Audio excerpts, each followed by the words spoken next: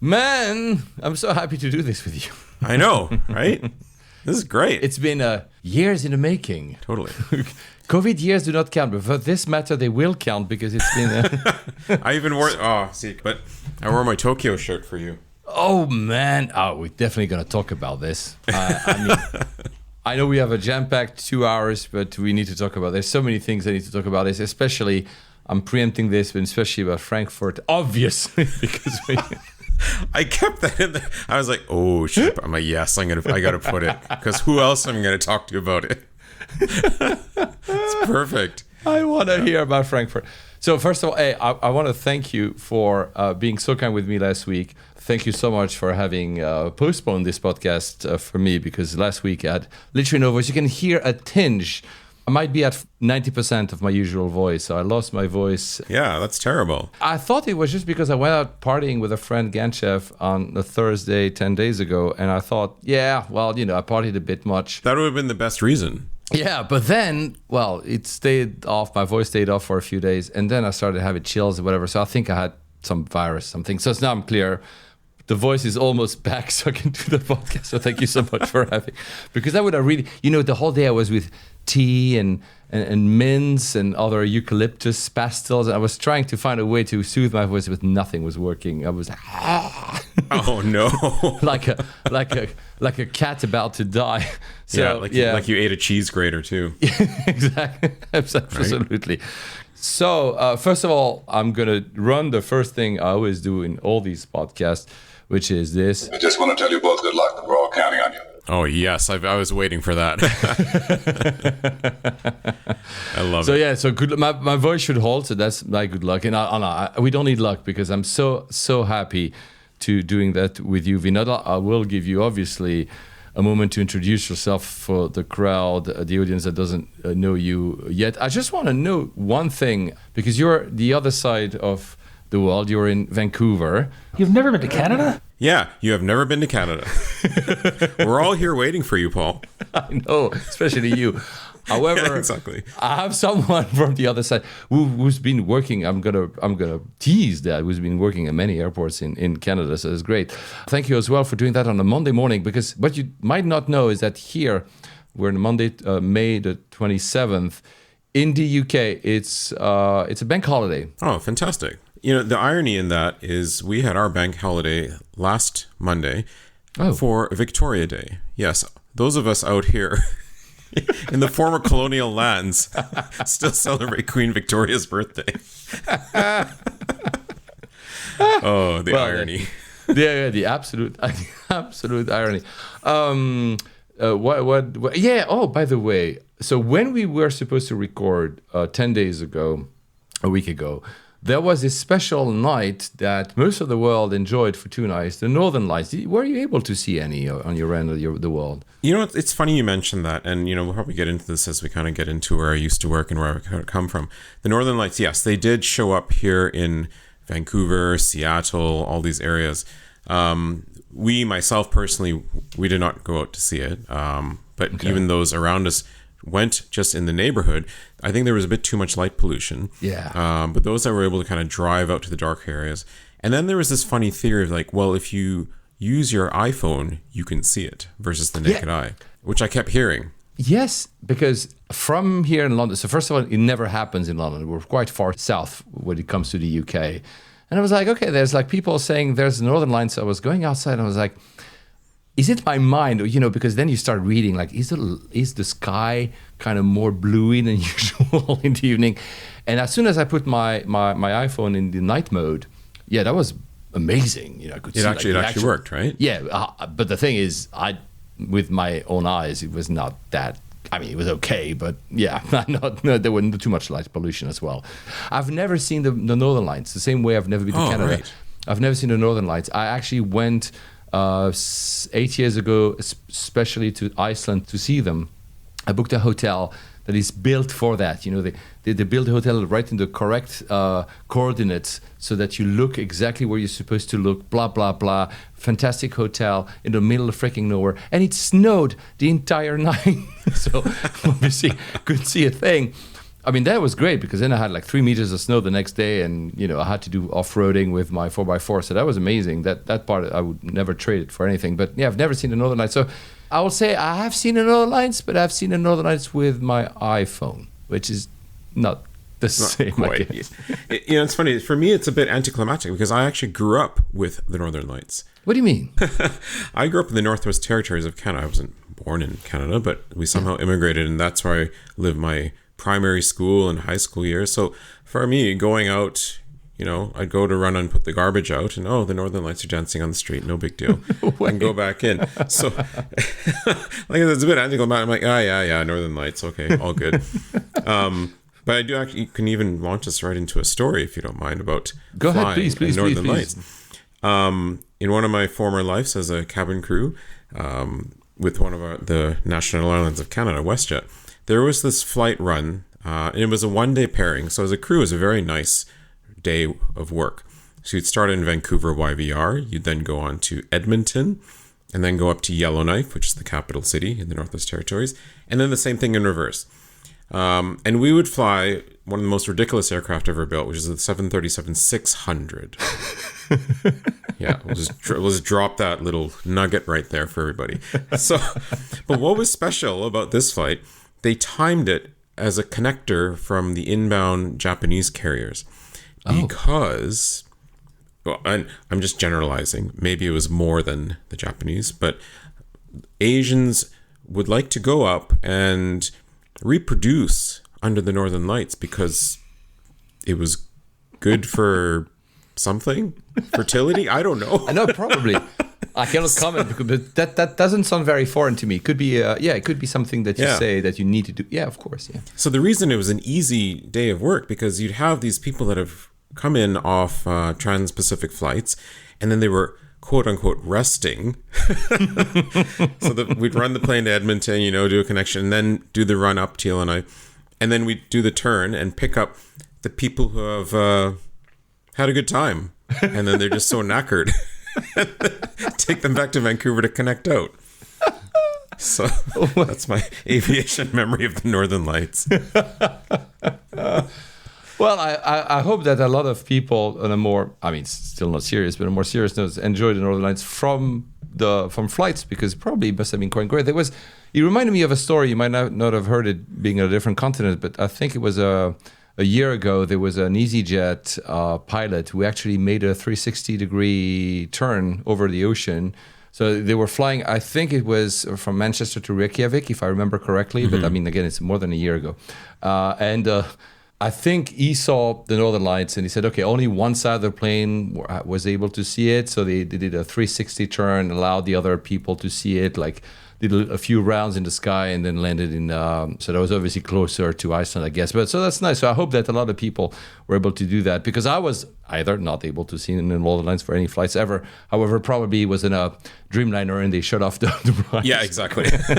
Automatically black it all out. Nothing's happening. Yes, I could. So I need to play, even though we already entered the proceedings and the audience can already tell that you have a lot of stories to tell. So let's play the music, the intro music for Again Can I. Fantastic.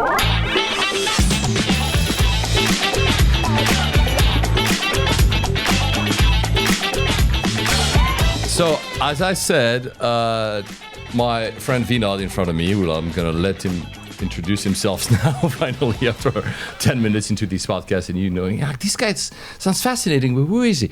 To me, obviously, my first encounter with you was obviously online, because you are the other half of the Seat 1A podcast. People that have been long-time listeners from Layovers, I've heard your name many, many times, and the name of Seat 1A podcast for a long time as well. Hi, Geoff, by the way, the other half. The other half. And but the thing that also made a friendship is two things. First, of course, aviation, obviously, okay, fine. Is that you came to London a few times, and every time you came to London, the first time you said, hey, I'm going to be in London, why don't we meet? And we actually met, had beers and talked over many, many stories, and happened many other times. And the other thing that also made us friends is that we have a similar taste in music. Absolutely. I wish so. The downside of being on Spotify, like you guys, and I'll put the link on the show notes of the C20 podcast. Obviously, the downside of being on Spotify and now on YouTube, even though there's no video being recorded, but Google Podcasts being done, is that there's content ID. So you're not allowed to play music that is copyrighted, because otherwise I would have had my entire we'd have a backbeat going here. Exactly, of music and tuna beats or something for you and me to have above and beyond, or some EDM, some good electronic music playing in the background for us. And I wish I could do that, man, but I cannot. So the music is there in spirit, right? It's there. Yeah, it's driving in our head right now. And we'll have to do a gig together. Maybe when you'll be, I'm jumping ahead because we'll talk about that later on in the podcast. Maybe when you'll be in Paris for the Olympics this summer, maybe there'll be opportunities. Perhaps a live spot. Exactly. So let's start the first things first, because again, the audience must be like, sounds like a great guy, but who is he? So tell us a little bit in whichever order. We'll go through, obviously, some of you just mentioned you've had a career in aviation. So we'll go in more details, but so take it anywhere you want now and to describe yourself, and then we'll go on from there. Yes, no, absolutely. Thank you so much for the introduction. And it is absolutely fantastic to be on this podcast with you. Oh, thank you. And yes, my name is Vinod, and friends with Paul. I feel like we're like brothers from another mother every time we get together and rant on about life. And it's really wonderful. And yes, we have my own podcast with co-host Jeff named the Seat 1A podcast. And, to be honest, we were obviously inspired by the work that you and Alex had done with your podcast. Listening to layovers, like, wow, these guys do great things. Our podcast has taken us in different mysterious paths. But it's honestly a lot of it's just regurgitating all the nonsense in my head from all the aviation experience that I've worked through the years. So very, very fast nutshell, you come out of university and think, I have a degree, I'm going to make a lot of money. Yeah, no. You quickly realize you got to start somewhere. So, I was job searching. I thought, I'm going to go work at the airport because I love airplanes and aviation. And since I was an infant, I think I've been in the sky, like a lot of us, a lot of us AvGeeks that probably are listening to this. So that kind of all makes sense. And I went and applied as a check-in agent at Edmonton International Airport with a ground handler named Globe Ground, which has also taken on different shapes and sizes. It was Hudson General, Globe Ground North America, Service Air. Today, the iteration is Swissport. The whole thing all got swallowed up in one big gulp. Yeah, I remember. I don't know the other names. The Service Air, I do remember. They were bought by Swissport, exactly. Yeah. And the nice thing with a ground handler is you get to work for an umpteen number of airlines. Like you're like Superman. You have a different suit in the cupboard.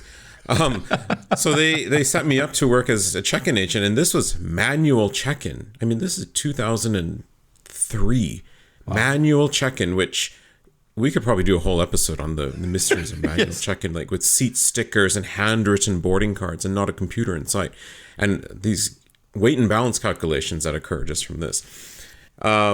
Anyway, rose up the ranks, became supervisor, et cetera, and actually had a great time being station manager for a number of airlines, most of which are actually defunct. Well, but let's be honest, 2008 happened in between, plus COVID, so, Yes, exactly. Yeah. One of the favorites was Martinair, the Dutch holiday carrier. Yeah. I think they were a subsidiary of KLM and Air France KLM, I think. Yes. Do they not still exist? They're still a cargo operation. They have a cargo operation, with some MD-11 freighters and stuff. Okay. I moved through that, and then down in Calgary, which is the next city down the road in Alberta in Canada, British Airways suddenly announced Speedbird is returning after some 20-something year hiatus. Oh. And I was like, I need to be involved with that, and so. Click a few hang fingers here and there and write a couple applications. And yes, I then became a duty manager for British Airways in the Calgary base. Wow. And, this is in 2007, roaring times of aviation. Yeah. British Airways had the only 777 coming into that airport. It was the big thing. We would knock out 2 gates because the plane was so big. at that time. Nowadays, it's like, okay, whatever. And we were in the WestJet terminal, who was 100% 737 fleet at that time, which, you know, we all know that the 777 engine, the GE engine, the size of it. So everyone's like in awe as this plane is coming in, and had an amazing time working for BA, you know, putting that uniform on and all the experience through that. So that was quite a great run. We can, you know, dabble on little details of all that time. Oh, we will. Go on, we will. But I was the guy that, you know, you come to the counter, you want to thump your fist and like yell at someone else, and I'd come out with the stern, no smile face and be like, yes, can I help you? This kind of thing. But it was great. It was a lot of fun. And then after that, I came into Vancouver and dabbled in a whole bunch of different things, which one of being started to work for the Olympic Games movement, because that started in 2010 with the Winter Olympic Games. And that was amazing. But like all games, they come to an end. Yeah. So then following that, I got involved with Air Berlin here in Vancouver. And then came the opportunity to take to the air. So I thought, you know what? I'm not getting any younger. So let's give this a whirl. And for 6 years, I was cabin crew. Nice. Yeah. And then life got serious, and I said, okay, I need to not do this anymore. But I think it was humanity. Humanity drove me over. It was sending me to the edge of the cliff. All of us lovely human beings that are passengers, just it got too much. So yes, ended that component, and I continue to work for the Olympic Games, and we can jab on that. We will. And now in the meeting and events industry, and still continue to travel and fly and do all things aviation. Yeah, mice, guys, it's nothing to do with a rodent. Mice, that's the name of that industry. So the convention center. So it's a meeting, incentives, conferences, and exhibition. That's mice. But again, it's nothing to do with a rodent. But, exactly. Yeah. So I work in a mouse house. Yes. Yeah, the Vancouver Convention Center. Exactly. The one in Vancouver, which again I will visit probably one day. Especially because I know you. Well, it has an airport practically built in. What do you mean it has an airport built in? It does. It's a float plane airport. No way. Literally outside the window. Okay, I didn't realize it. Okay, so do you get your stuff by seaplane? We can if we want. There's the active float plane airport. I don't know the actual name. Float plane airport, is that even correct? But I'm not sure. Aquatic You tell airport. me. You're the professional here. I'm just a gob of the stick. It's surrounded by a body of water, and there's virtual runways out there, and there's planes literally up and down like minutes every minute. You know, you live in the Maldives, but you don't know it. Well, yes, until I look up and I see the mountains, right? Yeah, well, that you know what? When we had guests, because we don't have often these days and I'm very grateful for that. And also people off the podcast, when I asked them, what's your favorite landing final? A lot of people say Vancouver because of the mountain, because of that contrast between the sea, the mountains. There's everything in one spot. So I've yet to discover it, obviously, but I do believe them. And wow. Yeah, so the approach is very unique. There's two approaches. There's one that's like we're talking here about Vancouver. We're not talking about the float. Yeah. If you come direct in, westbound onto either the 26 runways, yeah, you're right. You have the mountains on the right, you have the ocean in front, and you have flatline on the left. That's nice. But if you're coming and having to do a quick loop over the ocean to turn in and do the opposite, then you have, if you're on the right side of the plane, you have an amazing, stellar Google Earth view of the whole place. So, fantastic. When you see the right side, is it the actual right-hand side, right? Not the correct side. That's what you mean, or you're not sure. If see, now I'm double thinking myself. Yeah, exactly. It's fine. Depends on where you are in the plane. Yeah, of course. Yeah, not clearly. Well, I'm babbling. Let's take it from the start here, because we'll get obviously to the flight attendant part, because I'm very curious about it. But at the same time, you mentioned you started at YEG, so Edmonton. First of all, how is it a big airport? I have no idea, by the way. I should have checked before recording this podcast, but is it a big airport, or is it like... It didn't seem to be that big, but... No. I mean, in the world sphere, it's not a Goliath of any sort. Okay. But what's unique about Edmonton, it's a massive feeder airport to the north of Canada. Okay. That's the airport that the Northern Territories relies upon. So, I mean, in its previous versions, it's just been a single terminal with about 20-ish, 20 to 30 gates, of which some, a lot of those were like ground loading gates for your Dash 8s and whatnot. But since that time, in the last 20 years, the thing sits out in the middle of a prairie field, so they got room to do as they need. So that's good. That's amazing. Yeah. They've added a huge, complete extra section because there's a lot of transborder traffic. So it's a massive U.S. pre-clearance section there. I see. Okay. Yeah. So I think the thing runs about, at least on the number scale, something like 80 gates. But that's big actually. Yeah. But it's every even number, so it's about 40 to 50 probably. But at your time there, we're talking here. Let's not say it, but quite a few. He's still young. He looks super young. I look at him and I'm like, this guy. He just said earlier that he has to get serious. He doesn't. I want to know how it felt like to, as a first job-ish, to enter and being in an airport. And what were you actually doing? What do they give you to do the first time? Do they say, "Hey, here's the keys of the Edmonton airport. Just run it"? I'm just trying to figure out how do you start, basically. You're right. It's very surreal. Now, I had an aviation hardwired brain already. So I was like pinned to the window looking at all the aircraft. But yes, they would literally hire people straight out of high school or et cetera, et cetera. For a customer service role, they would give you training, quote unquote, where they would educate you on, this is an aircraft. These are the wings. You don't this sort of thing. They'd run you through the phonetic alphabet and time, this kind of random stuff. You'd have to go through dangerous goods training because you are checking in passengers' bags, and there's some regulatory stuff that you'd have to go through. But most of the rest of it was just experiential training. And I remember the first time to go for live shift.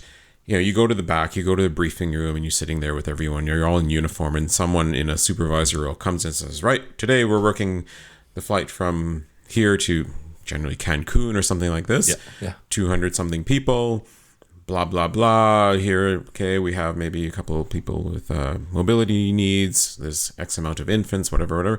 And you go out, and they are all standing there in line staring at you as you set up. You're there with like the sliding boards that go onto like the fluorescent lights and bringing the whole thing alive. And then they just start coming at you. Like literally. Wait, what? Yeah. Expecting you to have all the answers, but it was fine. I mean, generally. Was it, sorry to interrupt, was it also pre-2001? So was it before 9/11? No.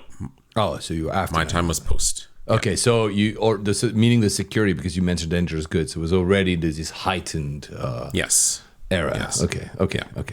Actually, I mean, if we want to talk about 9/11, this is going into my universities. That's when I actually got fully involved in aviation because I did a university project on security pre-clearance queuing. No, wait, what? Yeah. That was there's a third year or final year. And I didn't go to the right university. What the? How? In my final year of university, I've discovered that one of my main professors, because I took a degree in operations management, she is an avid AvGeek herself. Okay. This very stoic Finnish lady. And somehow we made the connection. She's like, oh, well, maybe you can see if there's an opportunity at the airport to do, some research on whatever I was doing, data modeling or something like this. And it was all about queuing and timing. So I made the connection, got the whole thing, and there I was. Yes, it was just after 9/11, so 9/11 September. So I probably started this project of mine in fall or maybe even in the winter. Mm-hmm. And Edmonton Airport was having a massive problem with security throughputs because it was all new, right? All these new measures were in place.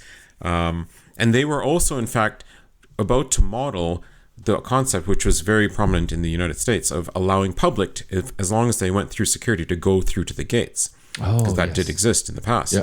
Yeah. So the lines were horrendous. People were missing their flight, or flights were taking delays because the current system didn't work. So I went at like all times, 4 a.m, 8 a.m, 2 p.m, 10 p.m, to sit and time passengers how long was it? So I'd pick random people, different profiles, and time them as they went through. What time What do did you they mean time? You had a I had a stopwatch. Yeah. So what time did they enter the queue? What time did their bag first hit the metal, where you sort of start laying down your bags? What time did their bag enter X-ray? What time did they, go through the scanner? How long did it take before they left and were off to go to the gate?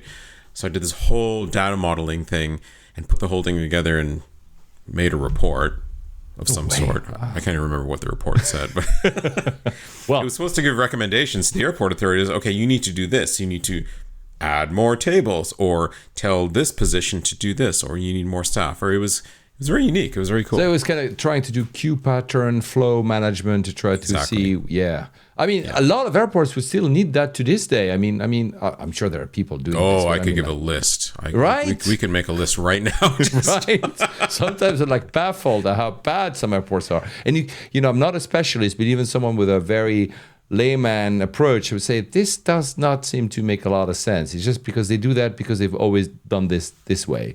Whereas other airports, you can feel they're trying really good, and they've actually improved just by not changing the layout of the airport, not building another terminal, another building, another addition, just by managing the queues and managing the way people are flowing within an enclosed space. So yeah, some airports are better.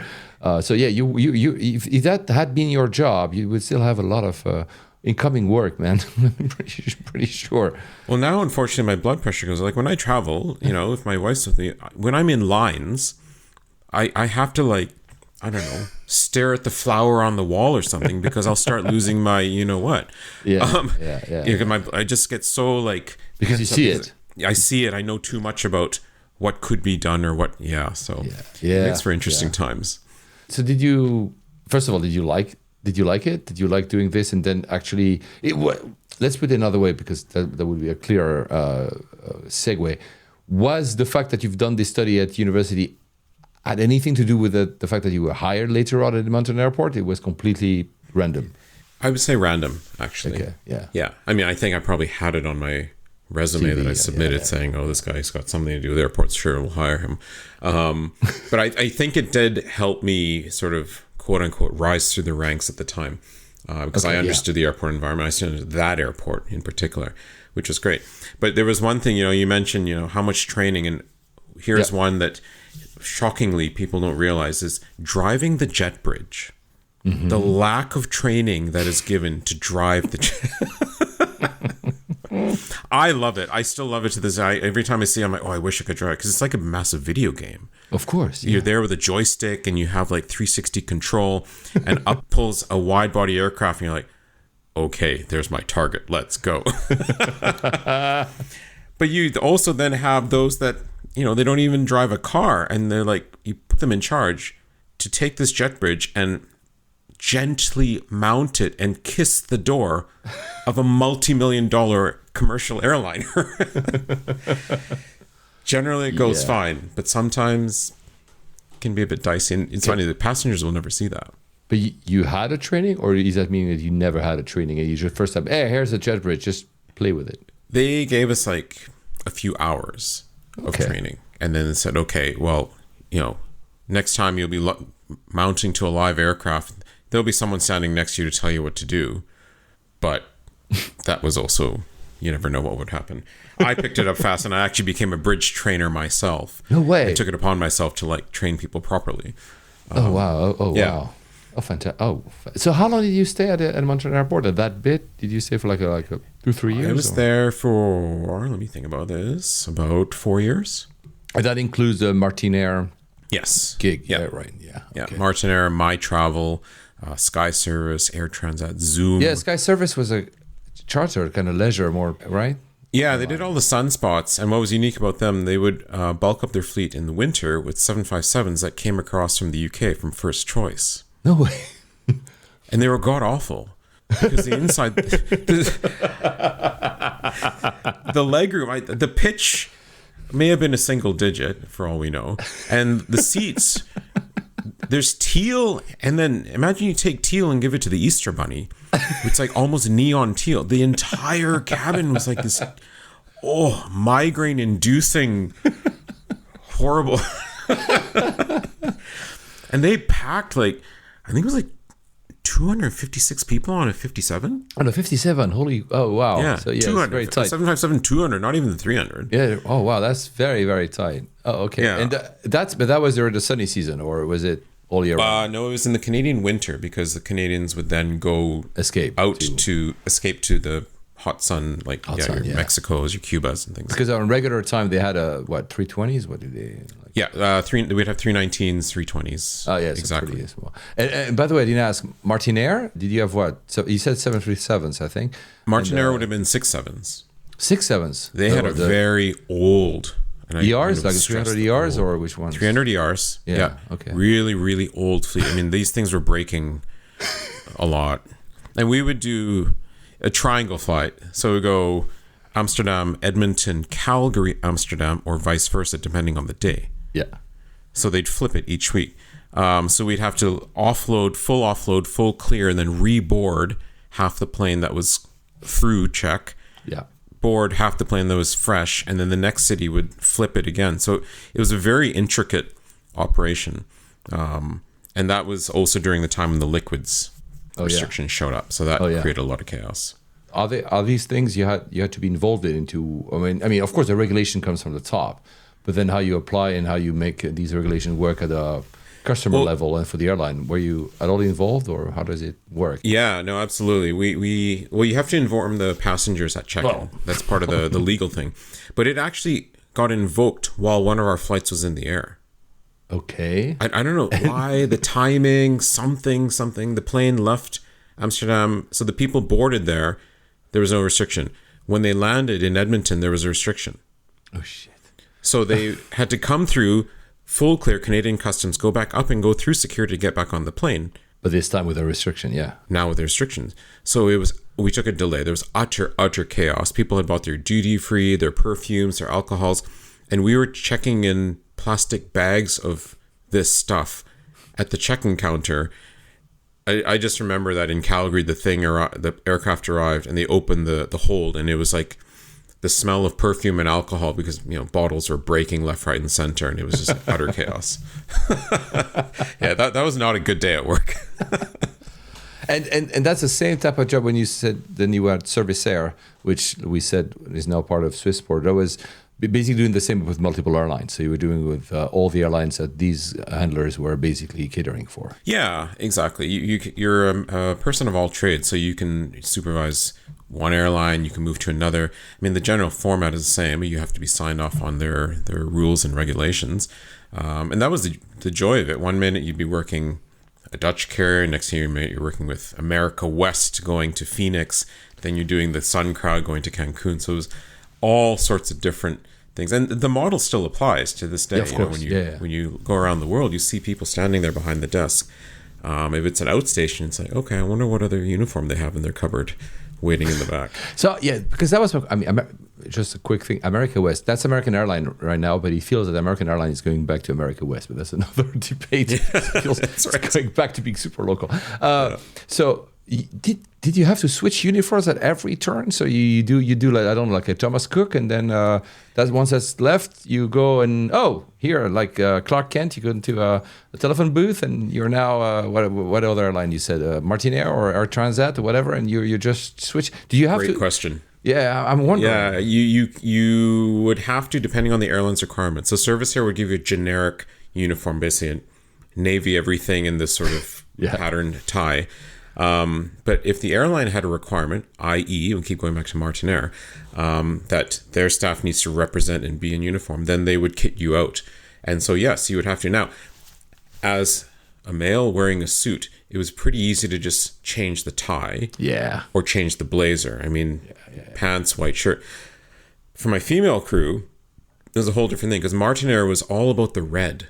And they had the red, they had the hats, they had the thing on the sleeve and this and that, and had to be in heels, and all these, the color of their leggings was all in tune. So they had to really like dress. Whereas, America West, they didn't really care. So most of them, Air Transat, you'd put on their tie and then you'd flip and I'd put on the Sky Service one, or So Yes, it would depend on the airline's requirement of level of detail. And did you said requirements also in terms of their policies, ground policies, were they like that different, or were they usually kind of quite similar, but a few quirks here and there that you had to remember that airline does this way and that other line that does this way? I mean, I cannot envision that there would be like such a massive difference between airlines, but then again, it could be. So that's why I'm asking you. Yeah, no, it was, most of it landed on the operational side.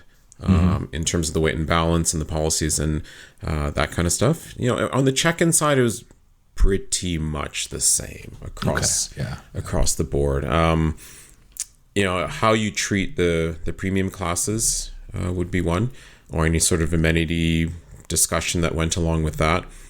But how do I say this politely? At that level of airline, I know what you mean. Yeah, they kind of all fall into the same play. Yeah. Which is why when I went to British Airways, it was a whole different game. Well, we can go there if you want, actually. So you went, yes, but you switched airport. So I want to finish by, do you to this day still have a soft spot for Edmonton airports because you work there? Or I don't even know if you still travel through there at all these days or not. Or is it just like it was a stepping stone and I don't really care anymore? Or do you have like a... You know, I still, there's a bit of a soft spot. And, you know, when I was a crew member with WestJet, you know, I would bounce in and out of Edmonton all the time. I mean, the physical layout of the building has changed, but when you go into the old original section, which is what I grew up in from a little boy, there's still this nostalgia there of the sort of old classic 70s, 60s and 70s concrete style airport. Yeah. But it's funny, I mean, we talked about the jet bridge. You know, they don't change jet bridges necessarily all the time at airports. No, so if you landed at one of the original gates, I would step out of whatever flight, and even to this day, and I'd immediately look at the controls like, I've driven this a number of times. I remember this one. This is the one that goes a bit to the left. Hope they fixed it. Or even you look down like onto the ramp at the bowels and some of the older equipment, I'm like, I remember this stuff. Like it's still going, it's still trucking along, albeit a bit more rusty, but it's still there. So yeah, it's a great airport. It's a very utilitarian airport. It serves a lot and has a lot of importance geographically in the country. But as you said, he has changed, so they expanded it quite a bit, I guess, from your time. Yeah. So you moved to Calgary. YYC, all the airports in Canada. I mean, all our audience knows start with Y, but YYC, there's double Y in front of that one. So duty manager for BA. Wow. So first, you said at the top of the show that it was an opportunity. You took it. First, changing to Calgary, was it a bigger airport? Was it different? And especially BA. So maybe let's start with your job. Was it also like going from service air to BA? So going to a multi-stakeholder airline to dealing with one single airline? Yeah. Did that change? And also I guess, were you having more responsibilities of being a duty manager or yes, not? Absolutely. Yeah. You know, the staff training was all under my purview, ensuring that they were performing up to standards, and a lot of having to know the rules and how to apply them with a flag carrier. Yeah. And this really comes to play with the premium classes, because when you have a list of people you need to upgrade, you need to make sure it's done right. Because as we all know, if you don't get your upgrade, you need to have a rock solid reason why you did or did not get it. Yeah. In case you get questioned. Excess baggage. And then, you know, what's really different with these sort of flag carriers is the crew really holds you to task. Because you're liaising with, with the captain for all the information that's provided. When you're going into delay situations, you really need to know what you're doing. So what's nice is I was sent away for training to their center in New York. I was sent over to Heathrow for different things. Everything from ticketing to the dispatching of the aircraft, like the weight and the balance and the technical side, all the way through to the customer service side. It was a really nice time. You know, everyone says airlines have changed over the years, and, you know, the BA of today is obviously a bit different. But at that time, it was a bit of a family feeling, and you land in Heathrow and there's all your fellow mates. Oh, that's cool. Wearing the same uniform. So it was quite neat. That's part of the culture. I mean, obviously in other companies, creating a culture of a company is tough. When everybody has a uniform, not everybody, but I mean, the staff that is front-facing at least has a uniform, he creates that. Yeah, I get that. I mean, it's nice. It is. To have a feeling to be taken care of, as in giving proper training to what to do for all your job. It's not just that it's a training. You need to know the rules and how to operate them. There's a system there that has your back in a way. Exactly. The oil of the machine is you. Otherwise, it doesn't work. Yeah. And what I really loved is the passenger profiles and obviously looking at their onward destinations. Where's everybody going today? Where's everyone connecting to on this flight? Oh, right. This one's connecting. Everyone's, I think it was on Tuesdays, the vast majority of the plane were connections to Delhi and Bombay.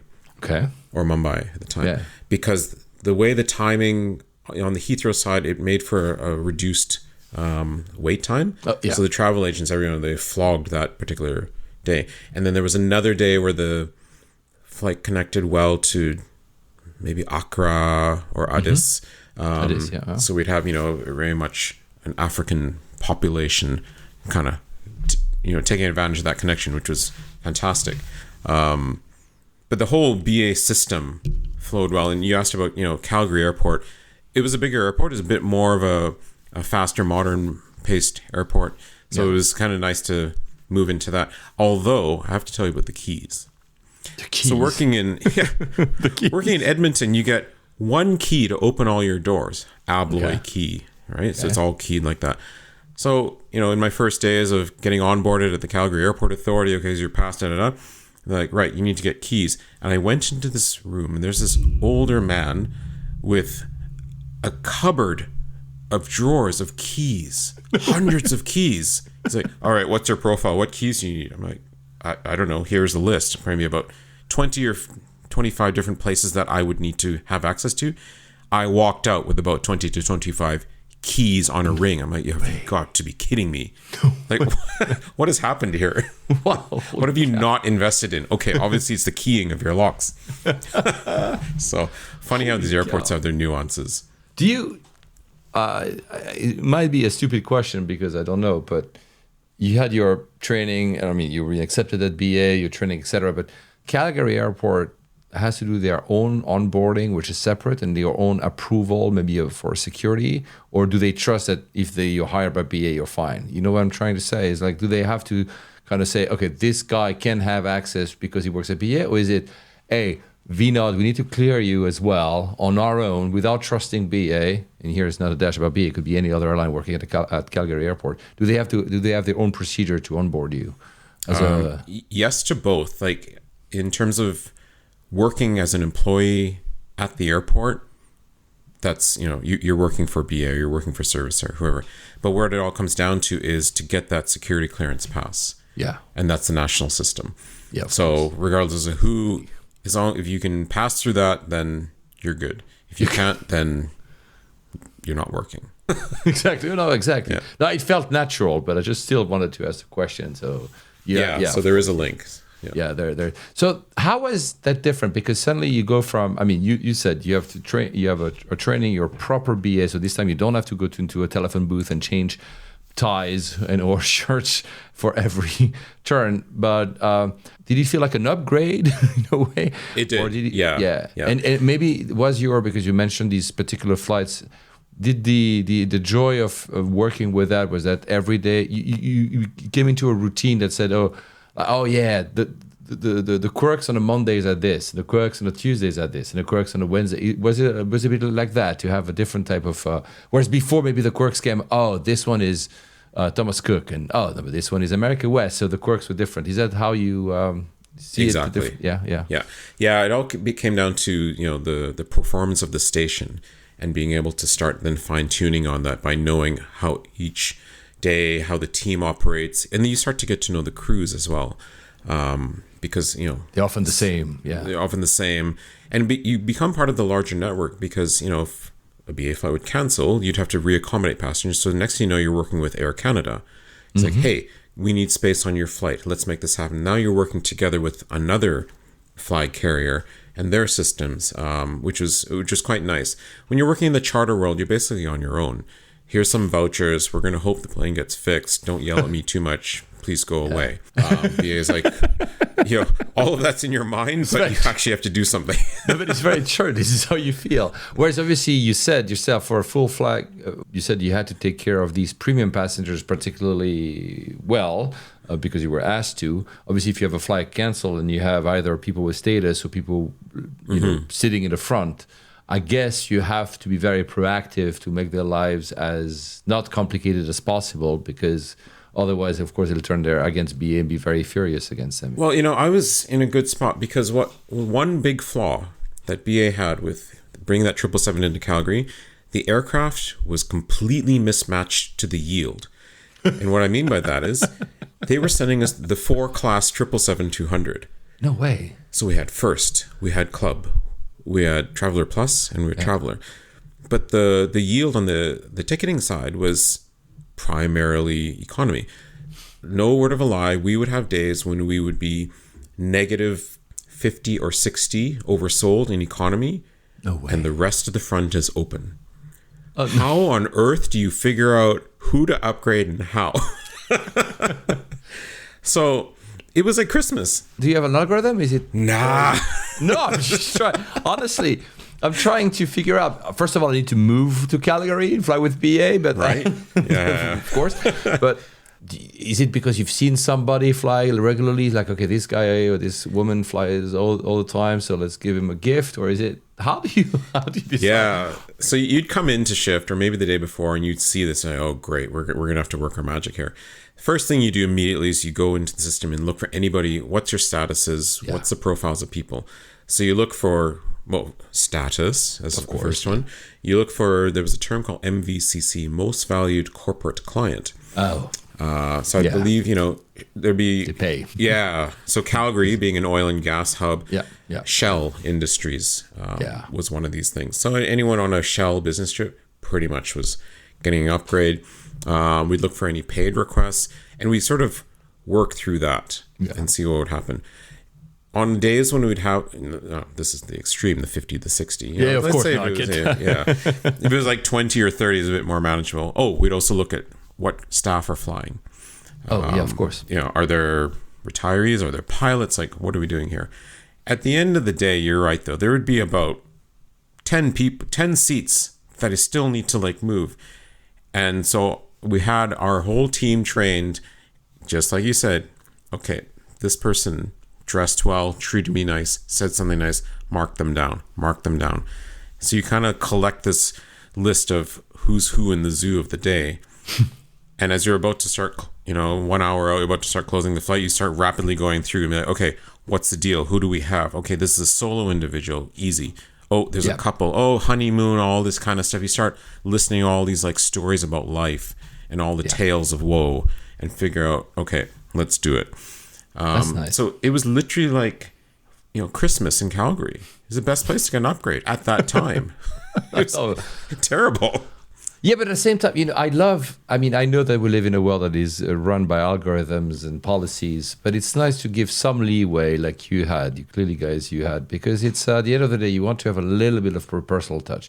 Of course, that can also, there's a thin line between personal touch and nepotism, like, oh, my friends are going to get upgrades all the time because they're my friends, which obviously they don't fly every week anyway. But it's nice that there's some ownership in a way by you guys that are in the front and decide, and not like some algorithm coming from London, in this case for BA, or Madrid, that tells you, hey, these are the people you need to upgrade, and you cannot upgrade that couple that goes on honeymoon because the computer said no. Because it says no, exactly. Which I think, unfortunately, today there's a lot that's a lot more prevalent, exactly what you just said, where the computer says do this, so you have to do that. But at the end of the day, it's your plane as the manager.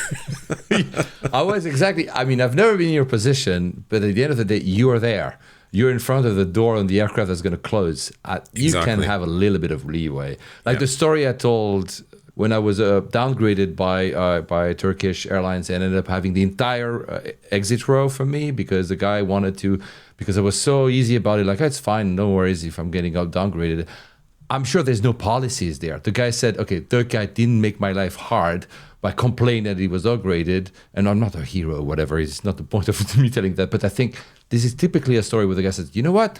I'm going to make something for him because he was nice about it. And there's no corporate policy. There's no computer that decided what should have happened. And I think that's good to have some. But you're right. Probably it's less and less the case. Probably there's a computer involved. So you said like a few years there at BA. So do you still have, after all these years, do you still have like same question, basically, a soft spot for BA, because you've worked with them? I'm sure, because I mean, you've worked. By the way, previously asked you about the soft spot for the airport. Here is about company. It seems that they've treated you pretty well. Yeah, my time was great. And do I have a soft spot for, Speedbird? Absolutely. When I still see it in the sky, you see that Navy underbelly. And yes, and this past October, I did a flight to Heathrow and back on Speedbird. And it was quite nice to get back in, listen. Even, and this is going to sound absolutely neurotic, AvGeek, each country's flag carrier, they all have a particular smell on the plane. So I think it has to do with the coffee, maybe the food, the same routes, the same airports. I do agree with you. I don't know how to say that, but there's something. Yes, I know what you mean. Martinair, KLM, they all smell like whatever they smell like. The BAs, the Air Canadas, they're all different. I don't know what it is, but it's just maybe it's the coffee. You're right. Actually, I don't know. It probably is something like that. Yeah, I agree. The reason I was hesitating is I never know how much of it's me putting that in my head. As soon as I enter BA, knowing that I enter BA, I have a particular philosophy about them, and I know this is what I expect, and it is exactly. what it is. And the same when I enter Emirates or ANA, whatever, it doesn't really matter. So it's really hard to know, what's the chicken and the egg? Yeah. But I agree. Yeah. There's more than just the color or the seat or the uniform or even simply the way they speak the culture of the airline, so how the staff talks to you. There's something in the air, and I know it sounds... It's the 4D or the 5D that we will never know. Yeah. I mean, you said neurotic. It probably will... People listening to us that are not that AvGeek will say we're neurotic, but there's something, and I'm sure a lot of you guys agree with us. There's something about each airline that is very specific. Yeah. Especially if you look at the physical aircraft. I mean, these planes are flying around, 15, 20, 25 years. Yes. They're holding on to the insides. There's something about it. So, yes, beautiful. Stepping back on that British Airways flight, just like... yes, I'm back on British Airways. We'll get to later on in an hour about your, of course, favorite airports, and I know that Heathrow is there, so I'm not going to preempt that and talking about it now, but maybe that links with it, because there's something very BA about Heathrow. Even if you land at other T2, for instance, which is not BA at all, I always feel there's something very British Airways about the entire airport. People from Virgin Atlantic will be very unhappy when I say that, but it seems the airport links very much. So did you like Calgary? So YYC, was it an airport you have any soft spot at all? Because I mean, the difference is Edmonton was, your start of your career where you were studying. Calgary, you were more as a transplant. So did you enjoy it at all, or did you lose any of the 25 keys?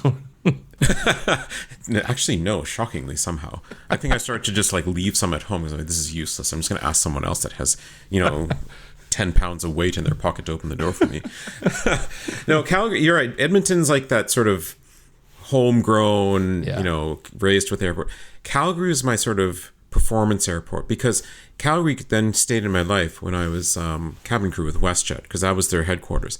So I'd be in and out of there multiple times in a month or in a week or whatever. I'd go for training in and out of there. And so I was able to keep tabs on Calgary, and Calgary's expanded as well in a big way. I mean, they built a whole brand new runway within the last decade. The same road that I would drive on to go to work is a runway now. Is now a runway. The road is gone, and it's an active full-on runway. So it's transformed in quite a big way. They built a whole international terminal.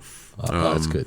I mean, that's good for the economy, for the fact that they're expanding. But it's true that we tend to have these memories of an airport at a set time, and So by the way, did you still? Because then we'll move on to Vancouver. But Do you still fly from time to time to either of these airports, Edmonton and Calgary, to this day for family? I do. Or for yeah?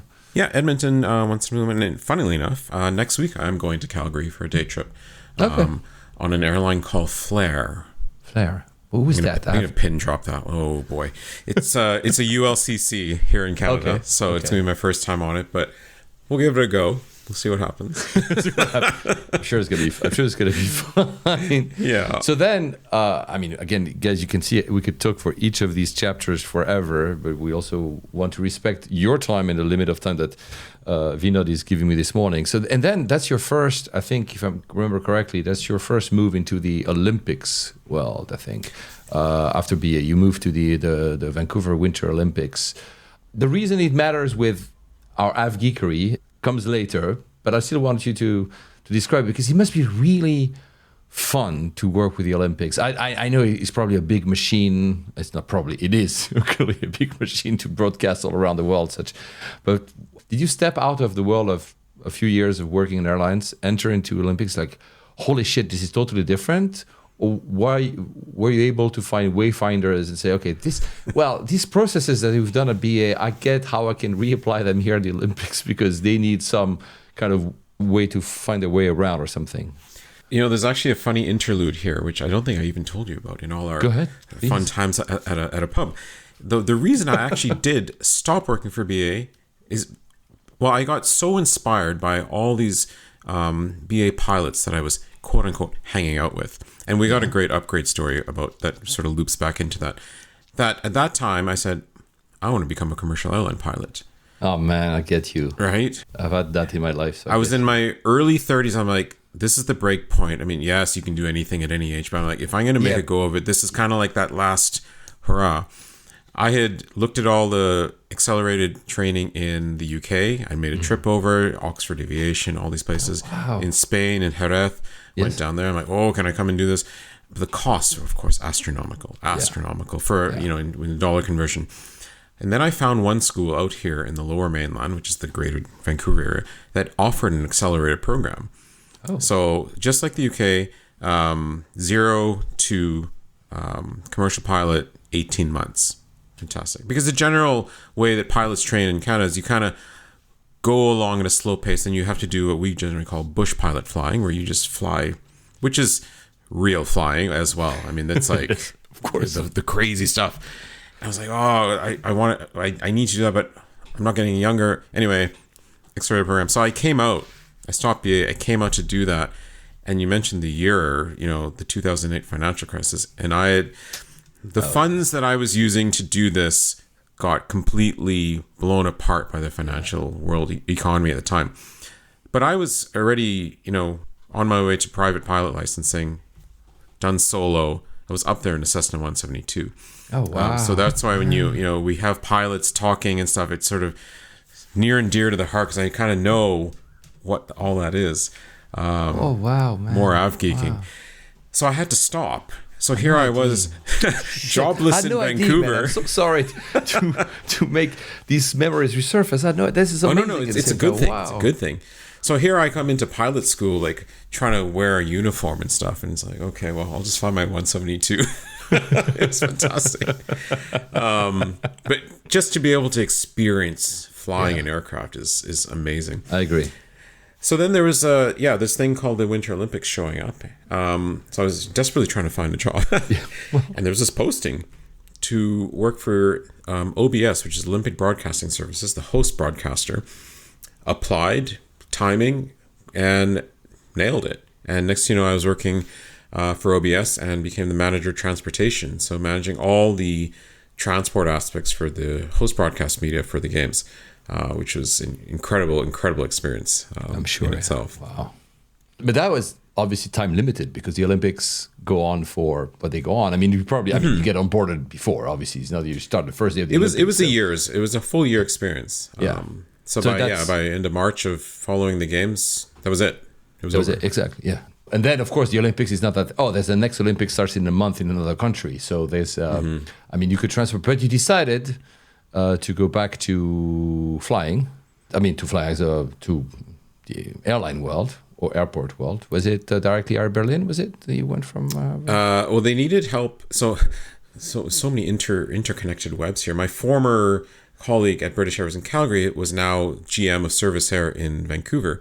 And they were operating this sidearm to open up Air Berlin, and they needed someone to assist. I'm like, I can do that. So next thing you know, I was at YVR opening the Air Berlin base in 20. Where are we at here in years? I guess 2010 or 11. Well, at least before the demise. I mean, they shut down in 2017. There were still a good years. There were still years they were like spending. They were still like this big airline. At some point, they were the second biggest airline in Germany, right? So they were like a pretty big airline. But I think it was... they had A330 service into here. Oh, see, good. I think it was just... You probably were there just before Etihad invested and took like probably a third of the airline or something like that. So they were still not at One World. Probably they were still independent. No, correct. They were still. But I mean, it was a very cool, very big airline, and I mean, opening. That's pretty cool, though. So were you able to draft policy? Well, how? Tell me how. This kind of went back to being a ground handler. So you follow the lead. You apply your sort of generic rules of the dangerous goods and cargo restrictions and hazmat and all this kind of stuff. But we had to train brand new check-in agents as to how to do this and train them on. It was a Sabre-based system, GDS, I think it was called, like the older system where you have to like type in code to check in or like get your genders and baggage weights and assign seats and all this kind of stuff. So this time it wasn't manual check. It was on a computer, but it was still a bit of sort of like the older version. It was fantastic. Yeah, it must have been. And actually being again in a uniform and not having to so because you said service air, but you were only doing Air Berlin, right? Yes. Yeah. Yeah. So dedicated. That was putting them off the ground. It's a cool. I mean, again, from my point of view of being an outsider, I find it super cool actually to being able to help an airline add another destination to their portfolio of destinations, being there and making sure. So in all these, because I know the next step will be you being a flight attendant. So in all these, did you see, I mean, you obviously saw differences in the passengers, because the type of passengers who books at BA is probably not the same type of passenger who books at, I don't know, Thomas Cook, to say another British example. Exactly. But did you also see a difference, maybe because the cities are different, you're Vancouver in a much bigger city, but also maybe of time? Did the passengers, and we're talking like you did 10 years in all of what you just said, but we're still 10 years in the past, or more than actually. Now, let's not say that, we're not that old. But were you already seeing a trend in how the passengers were maybe reacting to you and your guys, so the front customer service people, but they're already kind of yes. Were they always the same? No, there was a change in behavior, because you're right, in the sort of mid to late 2000s, people still relied primarily on check-in agent staff to complete the final part of the process, check in. That you show up with the bags, the tagging, the most advanced technology we had would have been the kiosk at the airport. Online check-in at that time was non-existent, right? Fast forward, just even in the 5 years, and suddenly you have this hybrid of people that know more, have more access to information, and suddenly they're telling you what seat they think they want, which is stuff that we would do, because they have the information, or they have been able to check in online, and you're sort of running a hybrid desk situation where you have the fast bag drop or you don't.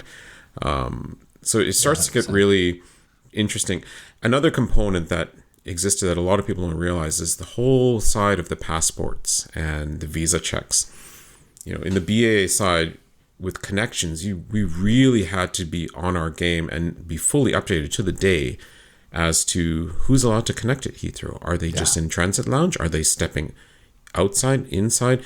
I mean, this is before all the Brexit and everything. So are they going into EU, Schengen? What's happening? Yeah, what's happening? Yeah. Right? Yeah. When you're dealing with an Air Berlin and something a little bit later, again, different type of passenger profile, because they're going into Germany. So they're generally Schengen clear at that point.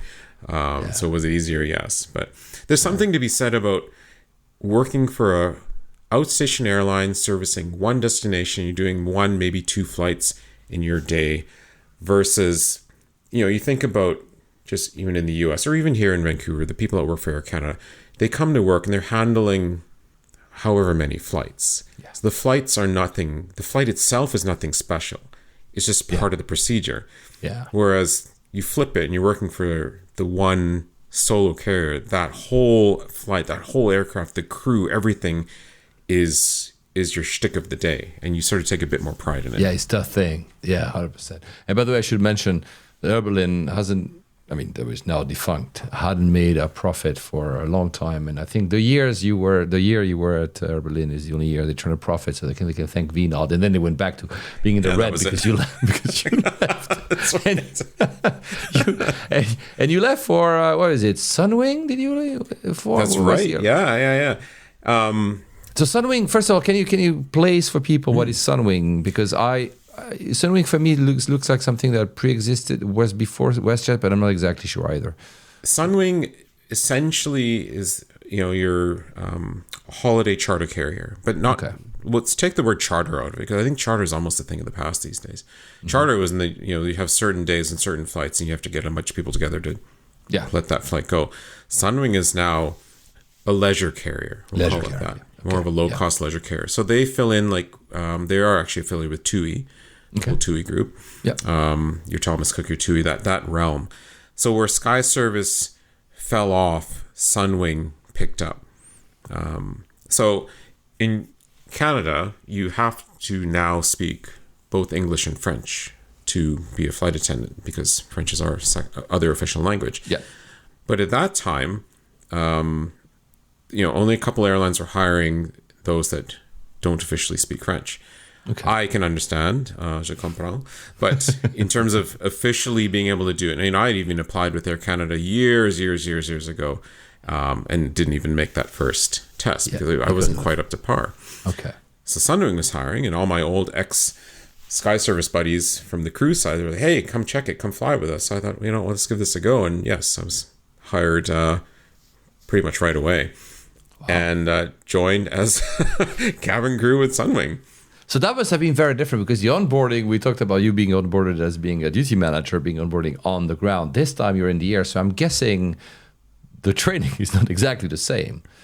It's 6 weeks of training, of which 5 weeks is all aircraft safety. It's all of that.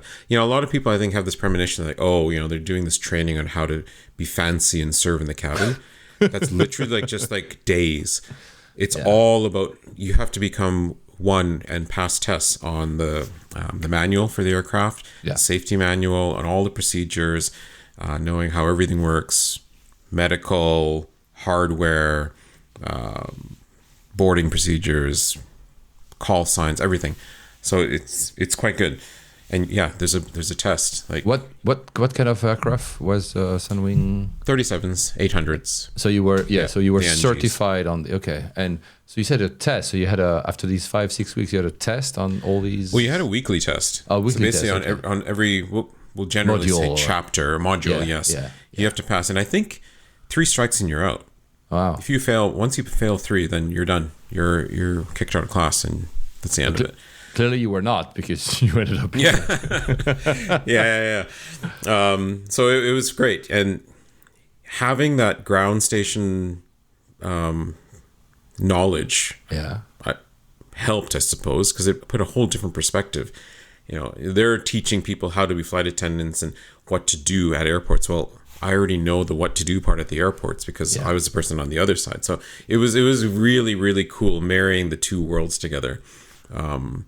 But was there, because you had that not only knowledge but expertise of delivering customer service in various settings for various airlines in 3 different airports, how is that different in the sky suddenly? Because you're in a metal tube, you cannot escape, you cannot hide, you cannot switch a ties and say, "Oh, I'm not a Sunwing employee, guys. Exactly.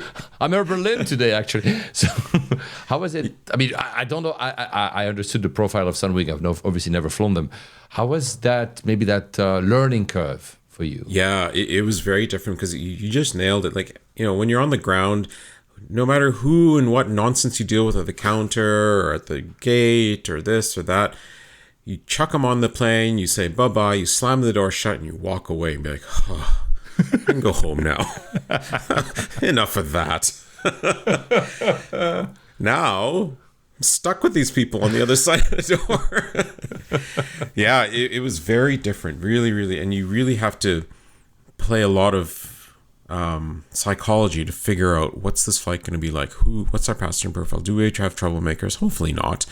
Are people in a good mood? Are they not? Why are they not in a good mood? Oh, the weather's bad. They were delayed, or the air conditioning isn't, or whatever, or they didn't get their upgrades, or blah blah blah blah blah. The list of woes take a whole different shape and form. But what then people also realize is, you as your crew of 4 or 5 or 6 are the ones that are going to make their day. Yeah. Right. Obviously, yeah. I'm sure. Yeah. Yeah. You can switch. You can turn a switch. You can flip that switch, because if you're in a bad mood and you're doing, I mean, sometimes you cannot. I mean, some people are just bad mood and that's it. But you're able to, I'm sure, for some people to flip that switch and like, okay, it's not that bad. And if I'm not that bad at the end of the flight, that was pretty good actually, or actually it was great, obviously. But yeah. Well, the biggest thing was making people realize that you don't have. You're very limited in your resources. When you're on the ground and someone's continue with the upgrade saying you need to make this upgrade happen, you need to call the world. Yes, I can call the world because I have computers, I have phones, I have other superiors, I can do all this stuff. You have the resource and you have 3 hours to make it happen. When you're in a plane, you have none of that. So it's like there's not much we can do right now here. Yeah. So there's no use griping about it.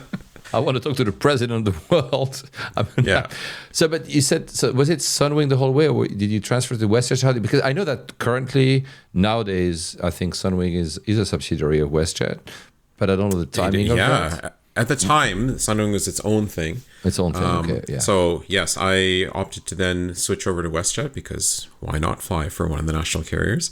And they were still accepting unilinguals at the time. And I was the second last class that they accepted. Oh, wow.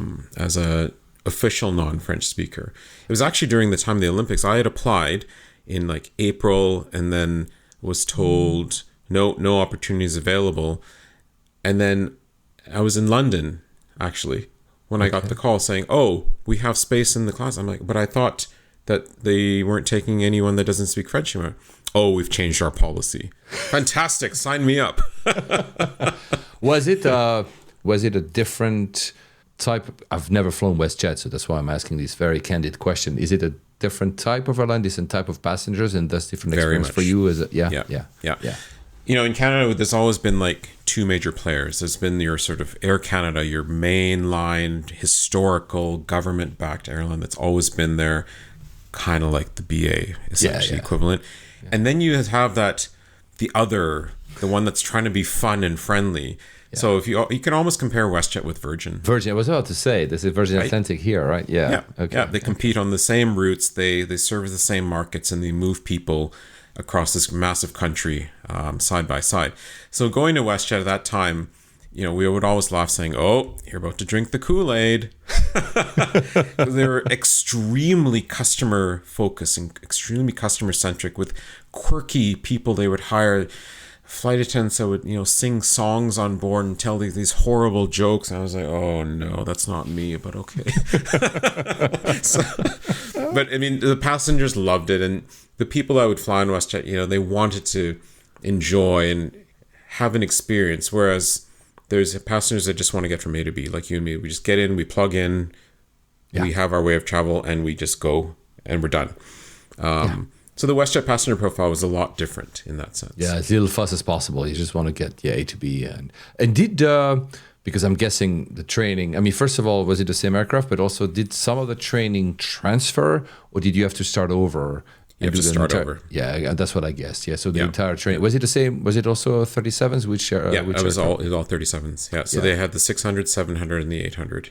Was it a different type of? Did you feel like a different type of training, or was it very similar in the end? Because at the end, the aircraft is the same. Yeah, it was different. Certain things were different in terms of how you react and how you handle certain things. And of course, the cabin is fitted out differently, where the safety equipment is, the type of safety equipment, how you use it is all completely different. Here's an example, the medical kit, the black case that has all the good stuff in it. On Sunwing, at that time, and maybe it's changed, but at that time, it was stored in the cabin in a particular overhead bin. Okay. By where the cabin manager would be. Fine. Okay. On WestJet, again, this is dated information, it was in the flight deck. Oh, wow. And the physical size of it was a lot smaller. It was a very different physical piece of equipment. So how you access it, why you access it, things like that were different between one airline to the next. Yeah. And was the because you said they were very customer centric, did you feel that I would call it the customer centricity training was more intense, or at least more stressed at WestJet? Yeah. Yes, absolutely. Yeah, it was a whole culture thing. Like you join and you become part of the culture, and they make you want to be part of it. If you're not into it, you're not necessarily meant to be there. Like, and we're talking outside of the training as well. Like you're on campus. And all the workspaces that you're in, and the team bonding, and the introduction to the other teams, and understanding the bigger system that is. It was great. They would bring everyone into Calgary for training versus just training in a hotel conference room in another city. So well, it was really nice. That feels like more that like the BA experience you had, like a true corporate culture. So. They had to they onboard you fully into the company, basically. Yeah. Right. So you become do you still fly WestJet nowadays that you've left, or no? Is it that?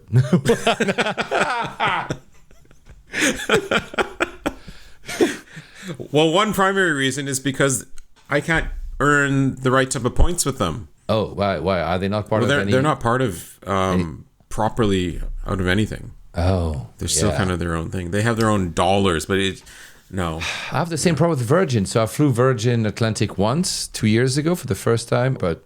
Yeah, they have their own program, which is, I think it's kind of affiliated with SkyTeam now or something. I'm not sure. But this doesn't encourage you to keep flying with a single airline, especially if you have choice. And then there's also price. But when you do, because you probably have done it at least once, did you we actually just did it in March, actually. Did you have the same feeling than BA when you're like, oh, yeah, I recognize some stuff, or I'm familiar with it at least? Was it the same type of feeling? Definitely, yeah. I would... I have flown them a couple times sporadically here and there over the years, and I know the aircraft. I would step on and be like, I remember this plane. I remember these seats. I remember everything about it. And generally on most flights, I would know one crew member. Still? For the most part. Even to this day. Of course, because some, yeah. Well, that's my next question, because then I know that you've then come back to MICE. We'll get there. We'll talk about the Olympics. We'll get there, guys, but... that's the end of your flying career, if you want. And I'm wondering, there's two questions into one, or two as you wish. Is like, because you've been a flight attendant, there's two ways you can go about it. Because you do both. First of all, how do you treat flight attendants since? Because now you've been one, and I try personally. I thrive not to be an asshole. That's it, and to try, to be nice with people, because it's a job, and also I know it's not always fun, and it can be, especially in these days with a lot of pressure and understaffing. So that's just being a normal human being, I guess. But you have the kind of, I've been on the other side. I know what feels bad, what feels good, and how. So have you changed your ways? And at the same time, maybe in the back of your head, or maybe sometimes you express it, do you see maybe more of the bits, the faults, the stuff that should be like, do you stand up and put the tie back on the guy, like the tie is not no, you don't do that, obviously, because I know you've been out. But you know what I mean? Knowing the part of the culture, whether it's BA, WestJet, or others here, do you also see some of the stuff? Maybe some stuff has changed, but you also sometimes say, back in my day. Do you have these both feelings at the same time? Also, maybe explain first how you react to current practices, or if you react to what gaps, and then I want a specific answer on the how you treat flight attendants? Because I know part of the answer of that one. That's why. But first, maybe do you see gaps? Do you see? Absolutely, yeah. It's hard not to be so overcritical when I step back to an airport. I mentioned it. My wife says you need to calm down. Like especially in those first years after I stopped flying, getting on board into my seat, she would basically say, "Look out at the ramp. Do not look in the cabin as to what's going on," because I would see the gaps, and in my mind I'm processing like, why is the crew not in doing this? Why are they not doing that? What's happening? And then there'd be like silence and delay, and then I'm looking at the ramp thinking, okay, now I'm analyzing the ramp. What's happening? Why is that truck there? What? So, and it gets me down. Like sometimes I wish I didn't have this intel in my head, so I can just be an oblivious passenger that just shows up at the gate and they say it's delayed and be like, okay, and I go back to my device. But you can't. I'm sure you just start thinking about stuff, and a lot of in my own podcast I kind of gripe on about picking all this stuff to pieces as to why and how, and trying to understand it. But then I try and take it to heart. Me like, okay, now I know exactly what's going on. It makes sense. I understand. Fine, fair. Yeah, of course, yeah. And you have the experience. It reminds me. I know it's totally off the AvGeek wall, but my late father, he was a surgeon, and he could not watch stuff like ER or the current with Grey's Anatomy, whatever because he was like, this is now how it works. Nonsense. And he would get angry and force. I'm like, it's just a show, like anyway. So that's a bit. Oh, don't even get me going about watching any sort of aviation scene in a show these days. Yeah, they switch aircraft. They're inside of a 380. The next time they're on like a 37. 37 landing. Like there's this thing on Netflix with Lift, I think, with it's a stupid movie about a heist in the air with what's his name, Kevin Hart, the actor that is also a comedian. It's a funny. The guy they are in an airline called Sky Suisse that flies a 380 from London to Zurich. You're like, how? Oh, yes. But also then the upper deck, they're like in some kind of mix of business first. And I think the upper deck is the size of a football field because between each seat, there's like room for, it just makes a whole family to sit. Once you suspend your disbelief, it's fine. But I don't have to. Yeah, that's interesting. And then to my second question, how do you, have you changed the way you treat, let's put it first. Vinod is a very nice person. You can hear through his voice on this podcast, but this is one of the reasons I love this guy is because he's clearly a guy with the heart in the right place and also his soul in the right place. So, meaning I'm sure you were treating flight attendants very well before being one and before even entering the world of aviation at all. But have you made, a special effort? Are there things you would have not done before that you do now? Absolutely, 100%. Yes. Yeah. On the ground crew side, especially when I come across the ground handler profile, like a young check-in agent doing their thing, I tell them they're doing a great job and silently buttering them up for an upgrade if possible. But well, why not? Right? Just trying to make their day and make them feel that they, at least there's one passenger out there that, kind of gives them a bit of a mini boost. Salute along the way. Yeah. But definitely the crew, utmost respect for them, knowing what their day is going to be like, where they've been. I asked them about their layover. But there's a funny thing about the treat bag. I have to tell you about the treat bag. Treat bag. This is the story I was triggering into because when you told me that in a pub in London, when was it? Was it before COVID? I don't remember. Anyway, it doesn't matter. You told me that story and I was like, wow. And you made me feel bad. No, that's the point. But because I'm like, I should do the same. You do the treat bag, exactly. Yeah, I'm like, wow.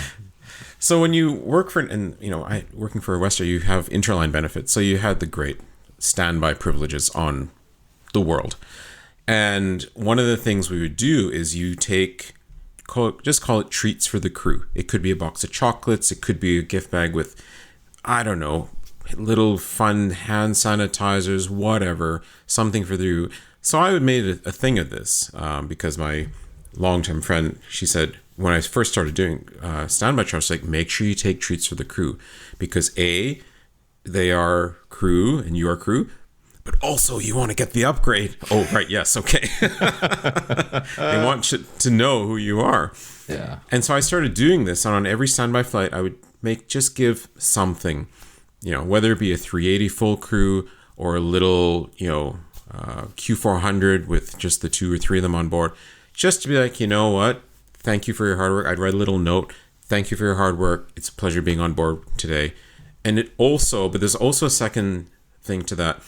Flipping back now, as a crew member, we would also identify who are our able-bodied passengers. Yes. Traditionally, who are your policemen, who are your firefighters, this kind of, not that we need to segregate it like that, but just like, who is of right mind in case we have an issue. If shit goes sideways here. Yeah. Like, who can we call upon? So part of that was then also saying, I am active crew. I am trained. I'm here in case you need. And so now that kind of goes on to this day.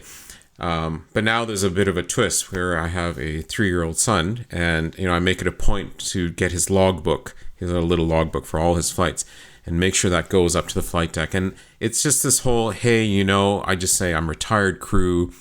It's great to be here, and I'd like to, share this something with you guys. And it's really nice to get that sort of camaraderie. There's a huge crew camaraderie around the world, no matter what airline. It's sort of like a neat thing. I was on a Cathay flight once from, I don't know, Johannesburg, Hong Kong or something. Maybe I didn't give something, or maybe I did, but it was a wide body aircraft where you're sitting in the front row emergency, and the jump seat sort of there staring at you. Yeah. And I think the guy saw my crew bag or some little identifier I had, and you could see his eyes just lit up. Nice. And he was like dying to talk to me. We were coming in for landing. He had never connected before. And the minute the sign went, I was like, "Oh, are you a crew member?" "Yes, I am." And because I had the accent, he's like, "Are you with American Airlines?" Because American, One World, Cathay. I'm like, "No," explain the whole thing. And he wouldn't let me off the plane. Like, I'm like, I have to go. I'm sorry, but thanks. Can you? I got a flight to connect to. The Brewers are coming. I got to go. But that's nice, though. And it was just nice. It was just really nice. But it's nice that you think, ahead of having the treat bag. I mean, of course, again, I understand the more selfish upgrades. I have a son as well. You want the flight book to be signed. Mm-hmm. But in general, it's nice to have a gesture. I think you made me think a lot that day. I said, should I do that? Maybe not for an upgrade, because for me, I'll already be in an aircraft, so I'm not going to get the upgrade. Exactly. So there's no ultimate motive, but it's just that it's nice. Because I do that with. I mean, of course, the airline is not a client, but I would do that with clients. I would bring chocolates or something because they've been long-standing clients and they're always nice with me. And I'm like, these guys that work doing the 12-hour flight, and they just I'm nice. Okay, fine. But at the end of the day, they serve me, and I don't. Besides saying thank you. Well, exactly, and you've paid money for them to serve you. You're right. Yeah, exactly. But at the same time, it doesn't cost a lot. You a little thing. It doesn't have to be. Yeah. And as a crew, having been crew, I would have received maybe a treat bag or something from someone. And it goes a long way, because you would think, oh, they must be getting something. Someone saying thank you to them on every flight. No, actually they don't. And the odd flight that someone does, like, oh, that's really nice. It's nice that someone out there understands like what it's like to be up here, or is just thanking us in general. So yeah, if it's something you can think about doing, can premeditate, it's worth it. I know it's going to be a very stupid question, because I've read a news very recently that KLM is finally, I don't know if it's finally, that's a judgment of my part, but it's allowing its crew to wear sneakers, which for the longest time... I saw that. For like more than 100 years. And other airlines are still very strict about it, obviously. I think some low cost have been being very flexible with that, or ultra low cost and low cost as well. Were the shoes really that tough? I have no idea, because you see their shoes. They're usually black, and they're usually pretty kind of nondescript. I'm sure that once you use them a lot, it's fine. But are they really that difficult at the start, or I don't know? Not really. Not really. But would you have liked to have sneakers if you were to be to? Like for KLM, for context, there's specific shoes. They cannot have any sneakers. It's KLM provided black sneakers. So they still fit with the outfit or whatever. But would you have? So that's the catch. See, Like in all the ones I worked with, I could just wear my own black dress shoe, Oh, there you go. Right. So I would find like the hybrid shoes that basically have the sneaker bottom and the full support. To be handed a random sneaker, be like, hopefully this is comfortable. I don't know. But I think it's cool. I mean, you're on your feet a lot. You're on your feet for the whole day. But there's something about wearing the uniform that the whole dress up factor is.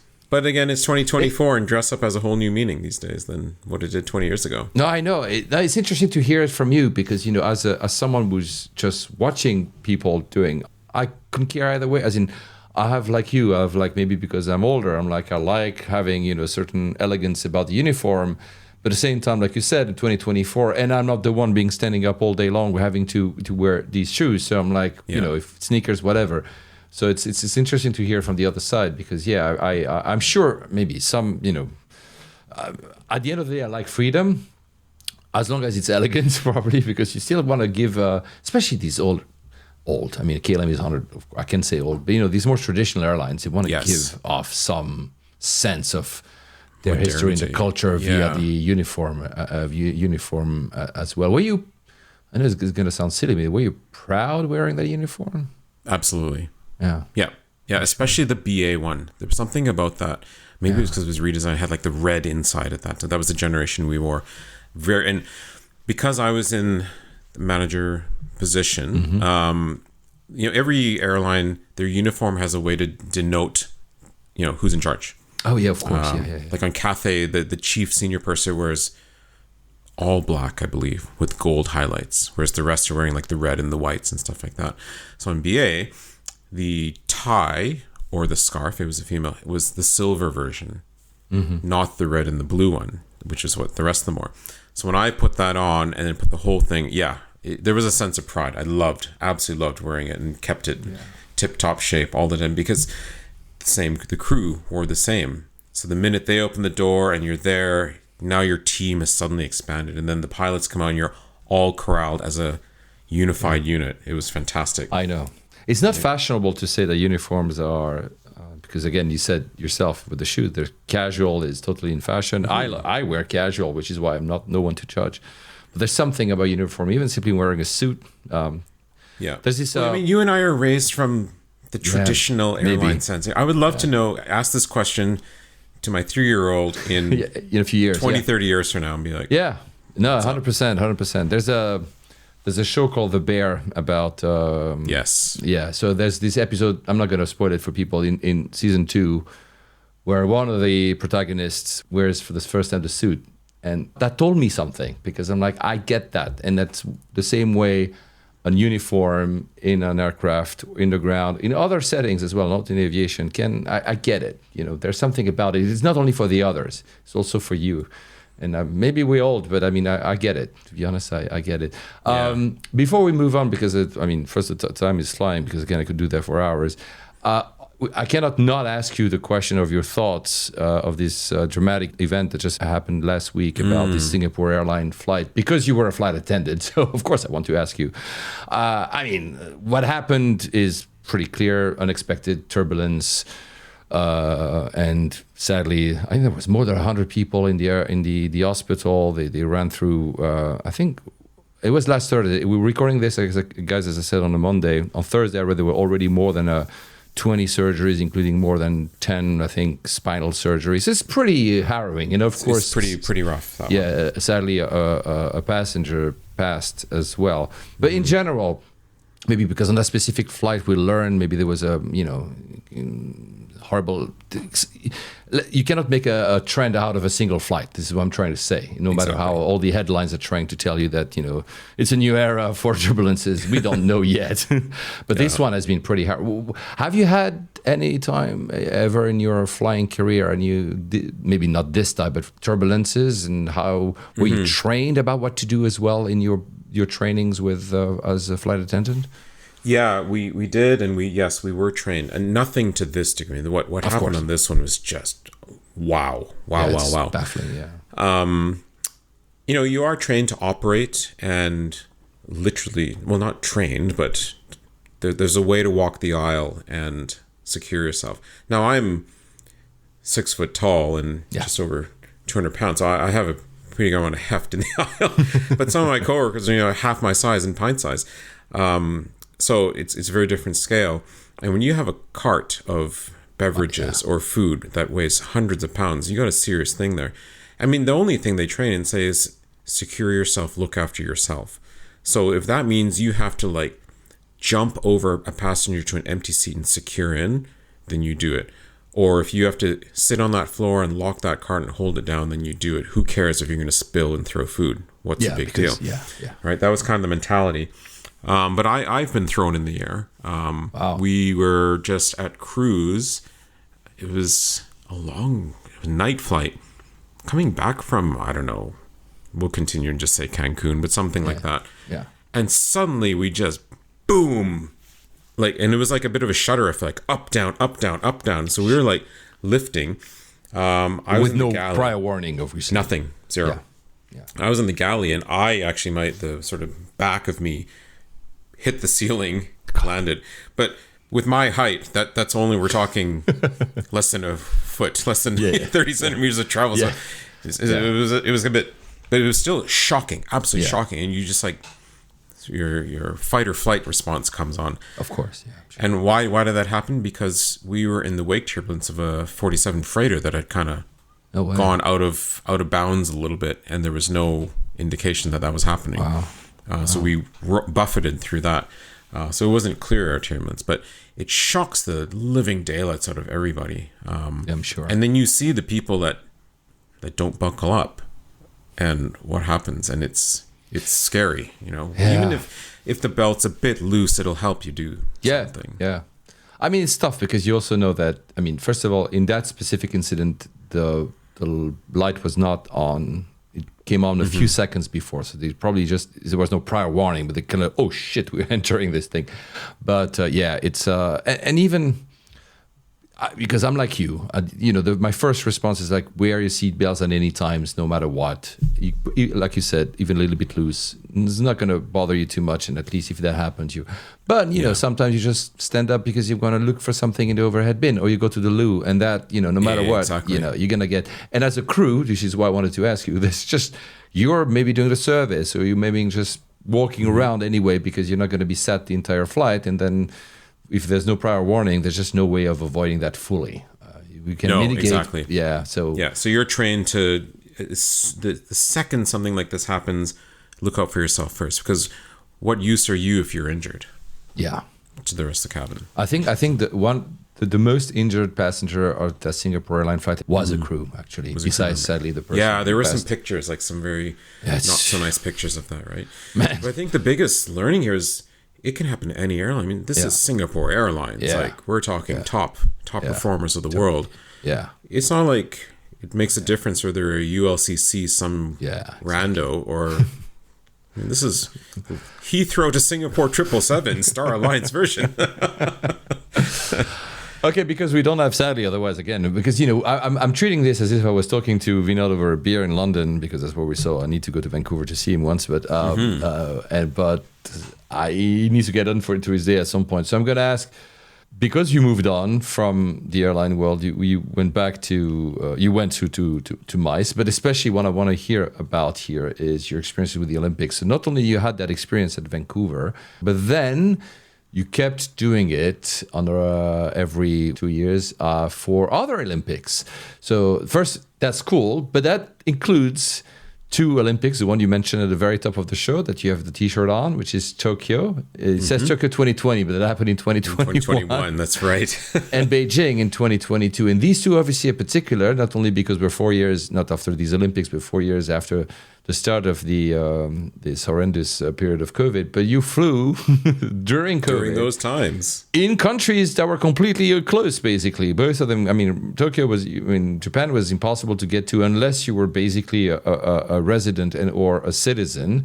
And obviously China, same story. There was but you were allowed in. So maybe first tell us how you got on doing this job, and then maybe a little bit about these maybe one of the 2, maybe Tokyo was more impressive, or Beijing, I don't know, but how did you did you continue doing the same type of job for all the Olympics? Is that what you do now? Similar. So yes, I work as a logistics manager, broadcast logistics manager at a venue. So I'm I get freelance parachuted in the core team that is based in Madrid is, they have their full-time jobs all year round. And then as they ramp up to each games, they hire thousands of people, whether it be cameramen, audio tech, cooks, librarians, logistics managers like myself, et cetera, et cetera, et cetera, drivers, university students. The whole world comes together. And this is a paid position, not a volunteer thing. So it's it's in that sense. So yes, after Vancouver, hopefully they like you and they keep asking you to come back. So yeah, I went to London 2012. Nice. I did not go to Sochi because Sochi was very restricted at that time, and I was still kind of rising the ranks. But then in Brazil, I went to Rio, nice. And I went to Pyeongchang for Korea. Nice. And then Tokyo 2020 was the next natural one. And it's funny, in March and in April of 2020, the games were still planned. Yeah. To go ahead. And they got delayed very, very late in the game. No pun intended here. But yeah, the decision to delay them was very late. It was like end of May, I think it happened. Yeah. So all our planning, all our accreditation, everything was full go. And then, boom, the hammer dropped in May. So, yes, it then pushed till the following year. And now this is 2021. So even like that early COVID times when you're like, we can socialize, but I mean, the mask thing wasn't on at that point, and it was a bit loosey-goosey. But by the time we hit 21, it was like full on. Yeah. You do not cross paths. And the Japanese were very strict about all this as well. Yeah. So we had to get cleared through. We had to submit all sorts of documentation. I had to undergo 3 tests prior to departure out of here, and then you had to submit stuff through an app system. To get clearance. So, because, you have to submit to your certificates, and 1 week out, 48 hours out, 24 hours out, and it had to be from specific clinics under specific type of testing method. So I had to go find those clinics to do it. And they had to complete a form that was in Japanese. The whole translation thing was there. Anyway. Had the whole thing. You basically rock up to the airport with like this binder of paper saying, I have it all here. What do you want? What do you want to see? The funny thing is, I was on Air Canada, and it was on the direct flight, Vancouver to Tokyo. They didn't care. They were just like, okay, you have your vaccination? Yeah, great. Do you want to see it? No, it's fine. Okay. Yeah. We'll check it later. I'm like, okay, well, there's going to be this big thing happening later. So on that particular flight, I upgraded on my own because I was like, I have a feeling I'm going to need the rest and relaxation, heaven forbid. And I want to have an upgrade. I want to enjoy. You should. Bravo. Right? More power to you, man. So the airport is very empty, but the flight itself was... I actually had a decent amount of people, and it was a Dreamliner. It was the one that was painted up for the games for the Canadian Olympic team. We got this great kit bag boarding the flight with all sorts of goodies, which included free Wi-Fi, which was fantastic. Nice. Yeah, flew, and this was under that regime of service where it was pretty limited. They wouldn't serve ice because you might get COVID from the ice. All this nonsense was happening. The cheese tray on the trolley coming in the aisle. No, none of that. It would all come wrapped. Everything was wrapped in plastic. It was something else. But we landed in Tokyo, and this is where things started to really get interesting. Which airport was it? Haneda or Narita? Narita, yeah. Well. The first thing I noticed as we pulled in is a United Airlines 737-800 next to us. I'm like, something's not right. Why? Why is there U8? And that's the puddle jumper that goes to, I think, Guam. And exactly. Does that route. So I was already fixated on that. Now, I had other friends that had already arrived, and they said, okay, it's going to be like 4 hours plus of waiting before you leave the terminal. I was like, what do you mean? Like, no, this process. So empty your bladder on the aircraft, feed yourself, charge your devices, do whatever else you have to do, send your messages to your loved ones, and hope for the best. So hence why I'm like, I want a lie flat seat because I don't know what the next hours are going to be like. Yeah. So I got off that plane, all those things on little checklist complete. Well, first of all, you couldn't even get off the plane. They opened the door, said, right, everyone, do not even stand up. We need to follow the directions, pandemic, blah, blah, blah, blah, blah. The Japanese authorities, okay. Please disembark in the following order. Anyone with connections, okay, like 2 people left. Like, who is connecting and how are you allowed? But okay. Any Japanese nationals, okay, a bunch of people. Because people are still sort of making their way home, like back to their home countries all these times and all these years. Correct. So a good chunk of 30, 40, I don't know, people, they get off. Right. Now, that means the rest of you must be here for the Olympic Games. So now you can disembark. So as we got into the jet bridge, not like, you know how the jet bridge, the moving component, then connects to like sort of long architecture of the building before you get to the actual inside. Inside, yeah. In that long architecture part, they were already sorting us. If you are an athlete, stand on this wall. If you are not an athlete and you're part of one of the other groups, stand on this wall. Okay.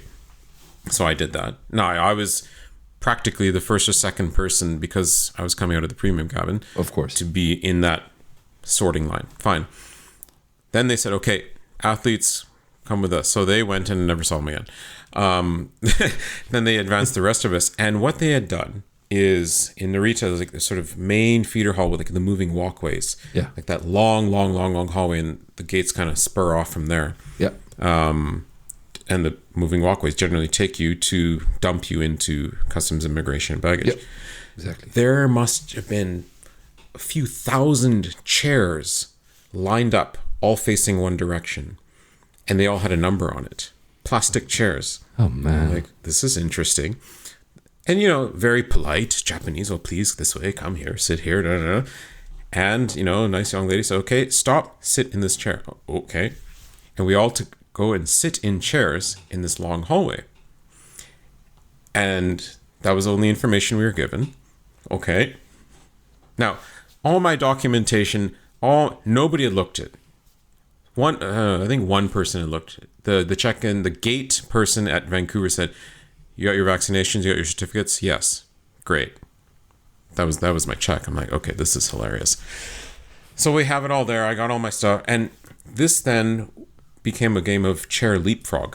So every, I don't know, 20, 30 minutes, like, all right, everyone up, move forward to the next bank of chairs and sit. So what was happening is the entire flight pack had to stay together and move because ahead of us were other flights. I see. Okay. The end of the line, and we didn't know this at the time, the end of the line were people, you had to get your COVID test. Oh. That's what was happening. But there was only a throughput. So, but they had to test each flight and batch them off one at a time. So segregating each flight to make sure that supposedly, wow. Okay. So this went on for like, 2 to 3 hours. Oh my God. Moving. And, you know, the same sort of staff were with us, keeping us all corralled together. I mean, there's nowhere to run, but you couldn't really go and start chit-chatting with maybe someone you knew, and you had to really just kind of hold your own. Anyway, on and on, we get to the end, and there's the testing. Well, this is not the swab thing. This is the spit version. Oh. Imagine you've just flown Trans-Pacific. What? Now, I knew I drank water and I had water. It doesn't matter how much water, you're dried up at this point. So everyone's there like trying to like produce nothing and horking it. It was just a disgusting scene.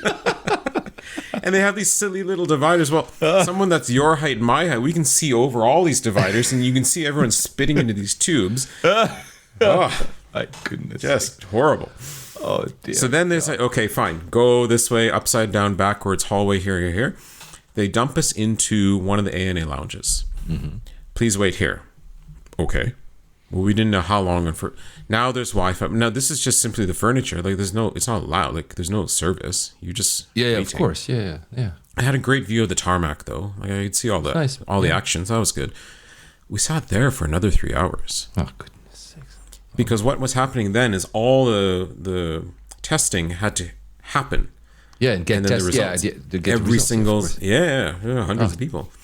So they can't release you until the whole flight is clear. Because if one person on that plane, in theory, was positive, then they got to start backtracking who sat around and this and that and that and that. Oh dear. Yeah. Finally, the person comes and says, "Oh, your flight's clear. We will be leaving in 5 minutes." Oh, okay. Then it was back to normal. Okay, down immigration, chop passport. Okay, go bag. Japan, all the bags are laid out in absolute precision by like color and size and wheel size and all this stuff. The handle exactly in, I know. Yes, handle up. Yes, of course. Prepared for you. Yeah, it's amazing. Yeah, finally got that, and then out to the curb to get my ground transportation. So the whole thing, I think I clocked it. It was about 6.5 hours from when that aircraft door opened to when the door to first fresh air opened. But was it within the Olympics, within the compounds of the Olympics? Was it weird, or was it more, because all of you guys that were there probably were tested, so whether like normal, maybe you couldn't get a lot out, but was it pretty much normal otherwise? Yeah, it was a weird thing. So they made us, in theory, stay isolated for the first 2 weeks, but that was, I hate to say it, the Japanese really didn't do a great job of doing this whole thing. You had to go between your venue and your hotel only. Okay. At your hotel, you had to go to a designated store to get any items. Yeah, you need it, yeah. My hotel, and you're going to love this, was one of the Haneda Airport hotels, like the one in the terminal, Haneda XL. No way. So you chose that on purpose because you wanted to be... It just happened that way, and my room looked at the active tarmac at Haneda. Awesome. I'm like, this is the best room in the world. Yes. The assigned convenience store was down and in the bellies of the terminal. I'm like, so I'm supposed to be segregating, but you're asking me to walk through the terminal, through all these people to go get my little sandwich and okay, whatever. And after the 2 weeks, you were then released into general population. It was fine. Yeah. Okay. Yeah. So it was a bit strange. I mean, Japan didn't want the Olympics. There was no Olympic spirit in the city at all, unfortunately. And it was sad. Yeah, it's a great thing, but in the middle of Tokyo, you stood there, you would not know there's Olympic Games going on necessarily. No, I know it was. Yeah, so very mute. How does that compare to Beijing, which was basically a year later because of the delay of the... it was only 6 months later. I think there you go. Yeah. So how was that compared? Was it because it was still... Tokyo was amazing and beautiful compared to what Beijing was. Because, I mean, from a few friends of mine that some of them used to, but some of them still live in China, traveling to China or coming out of China at that time was science fiction for the rest of us. It was, yeah. Beijing did the closed loop system the way a closed loop should truly be. Okay. I think Japan probably thought they were trying to do what Beijing actually did, but didn't. Okay. So yes, 6 months later, I'm then added again to go to work for the Winter Olympic Games. The level and amount of testing for that one was even more. Yeah. I don't know how many tests I've lost track. And you really had to calculate it. And thank goodness I had this sort of AvGeek brain about me to know what my timing was. So no straight flight, of course. Mm-hmm. I was routed Vancouver, San Francisco, Haneda, Beijing. Who did you fly with? Air Canada, ANA, Japan Airlines. Okay. Yeah. Wow. So I had a nice trifecta there. Yeah, nice, exactly. But some of my friends got routed on Air China, and we can talk about that in a second. So you had to calculate the test to occur within 24 hours of the last departure time of the last city. So I had to think, okay, when am I departing Tokyo in 2 days from now, and backtrack it and get the test done and make sure the result was issued. And I had actually I screwed up one. So on a particular day, I'm like, oh my goodness, I've completely messed this up. I need to go find a test. So I went at like 6 a.m. to one of the airport places and paid for the express result and blah, blah, blah, to make sure I could get on. It was quite... Wow. And the same thing, the app. You had to do everything through an app and you had to show the app. Well, what was interesting now, only 6 months later, the airlines were suddenly in tune. Oh. Now they needed to see, oh, you need to show us the green code. You need to show us this and that every step along the way. I'm like, aha, now they've gelled. And so, yeah, these flights were interesting. I mean, the domestic to San Francisco was everyone's in a mask on a plane. And the ANA flight from San Francisco to Haneda was pretty normal for the most part. Yeah. We get off as connecting passengers, the ones that I joked about 6 months before. So now I'm one of those. And it was like 4 a.m, and there we are in Haneda, like just, there's nothing. The terminal's asleep. Like it's actually closed, so we're just stuck in the terminal. Yeah. But I scope out the lounge and all these things and get ready to go there and do the whole shower thing. It was great.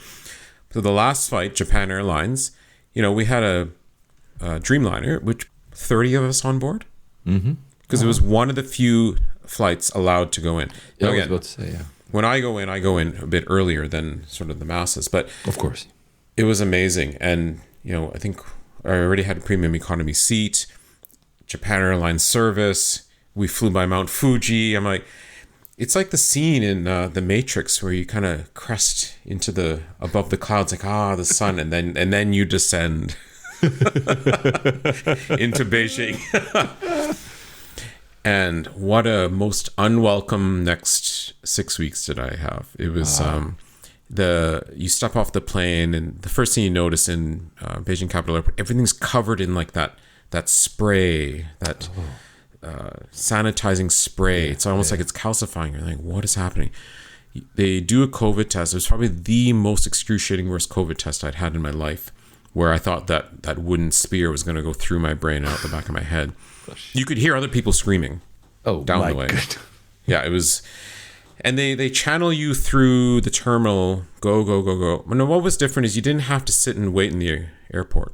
Okay. In this one, you go to your hotel and you get literally locked in your room until the result comes out. But at least you're in a hotel room. Yeah. So you go through and you get spat out you go through the immigration thing. There was so much of the spray sanitizer. The guy's trying to take a picture of me through the screen thing. The screen was so obscured, he couldn't get the picture. He had to like stand up and like put it over the glass to get a picture of it. So like they were kind of like, God, it was just, the whole system was something else. But it was a true closed loop because we were put on a bus. It was me and one other person on a motor coach with a police escort of 6 police cars driving us into the mountains to my venue. 6 police cars for 2 people? For 2 people. Holy cow. Yes, me and one other person on this bus. Like they would, we would come into the major highway and the 3 in front, police cars would stop all the traffic for this one bus of us because we are... You're a baller, man. Yeah, exactly. And then we'd go ahead and then they drive ahead. And we then stayed in this closed loop for the full 6 weeks. It was a true closed system. Like nobody could get in and out. Like there was barricades built around our hotels. The bus drivers, the cleaning staff, the hotel staff were all part of the closed loop. They had all quarantined in to join it. Because you mentioned quarantine. So when you were at the hotel, did you have to, because you said you have to wait for your result, did you have to wait for 2 weeks or was it? No, it was just a few hours. And then because you were in a closed loop, you were never in quarantine in a way because you were in a closed loop. Exactly. Then I was able to go down and eat the restaurant. Like it was fine. Within the hotel that was within that closed loop and within all the facilities. Oh, yeah. Wow. I could go to another closed loop hotel through official transport. So I could move around within the network. But going to go sightsee in Beijing, impossible. No way. Fortunately, I'd been to Beijing a few times before, so I didn't need to tick that off my list and go see the Great Wall. But for all of my coworkers that had never, it was a bit of a disheartening experience. Wow. Man, yeah. I wanted to have that on record. I know you've talked about it on the C1A. By the way, guys, I'll put again the link in the show notes because it feels like almost science fiction now. For like you mentioned your son when you'll tell him the story in a few years. Hopefully he's going to not believe it. Yeah, it feels like, even for us sometimes, it feels like so long ago. I wanted to have this today because it's you and also because it's been, again, it's kind of an anniversary thing, 4 years into it. So, but yeah, I mean, I was, and then we'll move on to your favorite flights and favorite airports. I was at T4. I mentioned it in the previous episode. I was at T4 here at Heathrow. And you remember there was these some airports had these cleaning robots. You're not even sure what they were doing, but they were moving around like a robot. And I don't know if they were like doing ionizing the. Yeah, we had all of those. Yeah. In China. They probably came from China. And there's one in, and I found it very kind of almost like encapsulating the fact that we're 4 years later, that we almost kind of forgot about this time, is that it's still there in the middle of the airport, encaged, like it's in a cage. Like a display. Yeah, is it a mausoleum to a time that is past now? The thing is there in a glass cage in the middle, and of course it's off. It doesn't move anymore. But I'm sure it's charged and ready to go. Just in case. It's ready. But I found it when I passed by it. I'm like, this. If you ask again your kid when he's old enough, and let's say that robot is still there, like, what the hell was that? What do we need that for? What was it actually doing? I'm never going to be sure. Anyway. Well, we had these things running up and down in the hotel, and then sorry, I have to follow up with just how we left China as well. Oh, please go ahead. I'm sorry. Yeah. Go ahead. Yeah, of course. Because we were now in a state where they were sanitizing the snow that we walked on, and they were putting like masks on like dogs. It was like point of ridiculousness, the white suits. And I mentioned the Air China thing. Oh yeah, your friends that came in with Air China. Yeah. Because the Chinese government designated this list of flights as the only ones that will operate during this time. Air China, Qatar, Japan Airlines, and blah, blah, blah. And I think Turkish was in there too. Anyone that was on Air China was not in for a good time. They didn't provide in-flight service. They would come before the doors would close and dump a bag of food at you. So one of my friends, she, flew in business class. They dumped a clear plastic bag with all the food that was going to be provided. Here's your food. End of discussion. They would come and wake people up periodically to take their temperatures. Oh. And the cabin crew was dressed up in the silly, the blue and the white hazmat suits. It was the most awful flight experience from what I've understood of people that were on it, because it was just like treating them like food. Infected cattle. Here's the food, and please make it yourself. So here's those. Yeah. Yeah, like all the ingredients, but you don't have. Here's the egg, and you need to do the omelet by yourself. Yeah, exactly. Fortunately, I didn't have any Air China flights given to me, but for my route home. Sorry to interrupt. You said given to you, so you had no say in that when you made these bookings. No, the company did. Yeah, the company assigned flights. So I think they tried to avoid, but at least for mine, it was all non-Air China. Good. So coming out of there, I went the wrong way around the world to get home. So they put me Beijing, Doha, Toronto, Vancouver. Wow. Yeah. So I said I need to upgrade because that's a long. Yeah, Beijing, Doha is, I think, 6-ish hours. I would say that 7 hours. Yeah. So for that, I was like, fine, it's fine. It's Qatar. I mean, it's gonna be nice. But then Doha, Toronto is 14 hours. I was like, oi. So I upgraded. And the minute I did that, first thing I get online, I'm like, I'm gonna get Qatar'd. It's old aircraft. Yes. Oh yeah. Yeah. But then 3 days out, I went on. Q Suite was on. Like, yes. Amazing. But I still had to get out. So, you get deposited at the terminal. They shut down the whole terminal. I forget which one it is for Olympic operations. Yes. So there's like, one check-in desk for Qatar, and you go through, and all through the whole thing, going through security and outbound immigration, they're all still dressed up in the garb. I mean, we were the most safest people in the world at this point. There's not a chance in heck that COVID-19 was coming in. Man, get to the gate, you're there with your own gate. There's Turkish beside us and one other flight, and we're all kind of in our pods. The whole place is shut down. You can't even get a glass of water. Finally, they call boarding. We get on the plane, and there is the Qatar flight attendants. All they're wearing is a mask because the rest of the world is basically moving on at this point.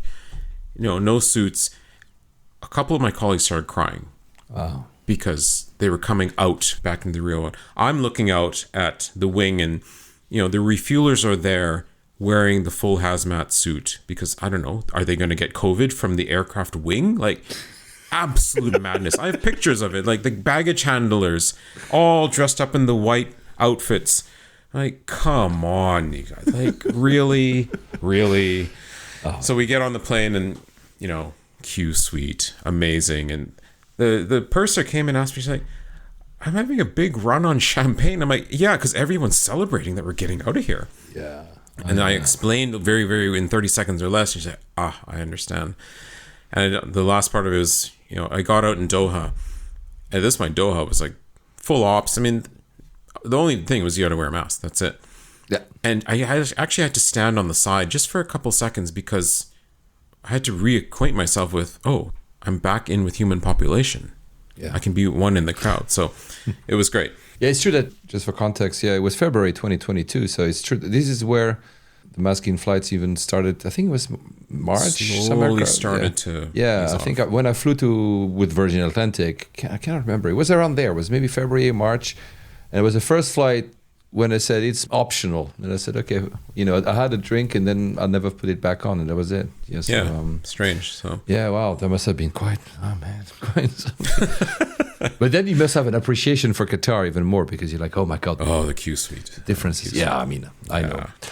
Look, we're going to go on for a little bit more. It's fine because I know at some point he has a day to get on to. He's been very kind with me in his time today. And by the way, guys, as I always tell the audience, because I'm like, Paul, your episode is a bit longer. I'm like, yeah, there's a pause button and then you can come back for your next run or whatever. Exactly. Maybe that was one of your most memorable flights, actually. I mean, I know you're going to tell me of others, but that must have been this dichotomy between having been a closed loop in this environment and then entering, plus it's the Q suite, it's Qatar, it's one of the best airlines, if not the best airline in the world these days. So you're like, wow. And it was the 777 Q suite, like the actual big Q suite. The big one. Yeah, that must have been quite something, man. That was, wow.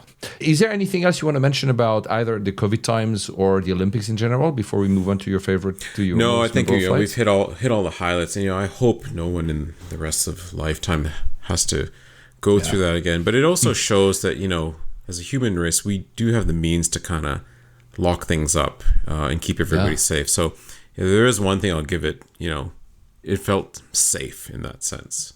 Yeah. From whatever the threat would have been at the time. Yeah, I do agree. And thank you for sharing these two experiences. They were slightly different. They were not, they were at the same time comparable.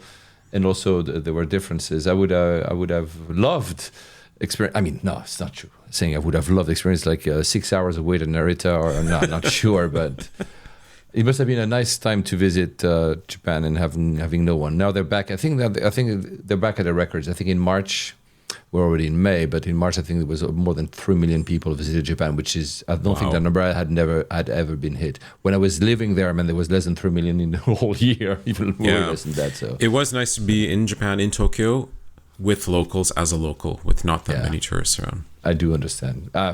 So we're going to talk about your favorite or most memorable, let's call it them, most memorable flights. I know you told me about 3, and I'm very curious to get into them. And then we'll get to some of your airports, which will cap off this episode really well because you had a tease at the very beginning. So in whichever order you want to take it, you mentioned actually the first one was Edmonton to Heathrow, YEG to LHR. Why and when? Yeah, this is growing up, when I was, 7 years old onward. So Air Canada operated the L1011-500 TriStar. The TriStar. Yes. And they would run that for the Edmonton to Heathrow route. I think Air Canada 856, 852. It's just still the same flight number sits around. Wow. And we talked about it earlier on in the episode about how the upgrades, it all comes down to the managers in charge of the gate. It's their flight. So my late father befriended someone at Air Canada because he was also into travel, and got friendly, and we would get upgraded. But the way they would do it, nothing would change in the system. You'd board, and they would literally take a Sharpie marker and scratch out original seat and rewrite what was an unsold seat. Yes. And probably just told the crews like, hey, we're moving people around. And that's how we would go. And I just remember as a little boy coming down the jet bridge and, looking out the window and seeing that vertical stabilizer with that third engine sitting up there ominously, like that big round hole. And then stepping into the aircraft. And on the L1011, the door rose up like sort of into the ceiling, like on the 767. And sitting in these big seats. And, we would do this flight a couple times a year, always being upgraded. It was like the most fascinating, amazing thing, going up to the flight deck and all the kit. And the old headphones that look like stethoscopes. So yes. Right? People today, young people today have no idea. No idea. No idea. No idea. Yeah. So that was still holds dear in my heart, that aircraft. In fact, if I could show you, my laptop has a L1011 graphic on it. Wow, and you said in the same, first, before, because you said something that triggers something I should have asked you earlier. You said going to the flight deck, have this interaction with the crew. When you were a flight attendant, how was that relationship with the flying crew? So did you get acquainted at all, or was it like, Absolutely. oh, you go in? Yeah, okay. Yeah, you really, yeah. It could be a cultural thing, because I'm trying to think on the BA side. But yeah, no, you are one with them, and it's very social because you're on the layovers with these people. Yeah. So you're definitely gelled as a unit, and yes, they have their job and you have yours, but there's a great interaction between the two. Okay. And you go up for social visits, you go up for functional visits, like to bring them service and whatnot, but you really have to make sure it works, because if there's any sort of emergency or problem, you got to be able to gel. Whether you're the purser or you're a reporting crew member, it all has to work. So there's a lot of crew management, and the personalities work well together. I thought that would have been your answer, but I wanted to, because you always, sometimes that's probably not for maybe a BX, it's more for a low cost airline. You feel sometimes that the crew is being dumped into the aircraft. The flying crew is already there doing their thing. They're doing the little run, 1 hour, 2 hours, whatever, and then everything gets switched. And it sometimes from the outside, it feels that they're not as much gel as there is probably in a full-fledged carrier. You're definitely correct. On the inter-Europe flights, the short domestic stuff in the US, you have that where they're operating separately, but there's something that does happen in the background that passengers don't see they have to quickly gel. Quickly. Yeah, of course they have to work together. So back to that, when you mentioned that flight to Edmonton to Heathrow, and you mentioned the TriStar, you said your father demanding lounge access. Well, I need to learn about that, because you probably, the reason you love flying is not only because of your father and your early experiences flying, but that demanding lounge access might explain a lot as well. So yes. Well, this was a few years later when they moved on to the A340 service. Mm-hmm. So we were coming out, and this is T3, the classic T3, with the long, low-ceiling hallway with the moving walkways that go on and on and on and on and on. And then the Hammerhead. So I don't know, for whatever reason, we cut it a bit close, and we were pushing the time limit a bit. So it was, I'm just going to pick a number here, 30 minutes prior to boarding or so. My late father, wanted a drink. And we must have been in business. Yes, we were in business class. He's like, I need to use the lounge. Okay. Well, of the series of Air Canada flights, I guess we were the last one. So as we went by the lounge on the walkway, I already saw the lounge was closed. They were wrapped up. There's no more passengers. Yeah. We get to the end of the walkway with the Hammerhead, and they're actively boarding. So he goes to the agent and says, I want to go to the lounge. They're like, but sir, it's closed. Nope, I have a right to the lounge. You need to open the lounge. I need to go and have a drink. I need to go and have a whiskey in the lounge. It's 30 minutes before boarding. He's like, well, get the golf cart that's sitting right there. Let's go. So he starts to make a scene. And me, being son, I'm like, oh, come on. He's like, nope, get on the plane. I'm like, okay, yes. So I board, I get on the plane, and with empty seat next to me, I'm like, is he going to make it back? So he made them drive the golf cart to the lounge, unlock the door, open. There was probably a lounge agent inside cleaning glasses. Pour him a drink. 5 minutes later, whiskey in, back on. Now, this whole discombobulated mess probably took a good 15 minutes to transpire. So I'm sitting there thinking, oh no. This is not they're going to close the door, and probably, I don't know, 12 minutes prior, in he comes, satisfied that he's been to the lounge. I'm sure the staff were all scowling at him who is this madman? That is fantastic. I would have loved your late father, man. That's right.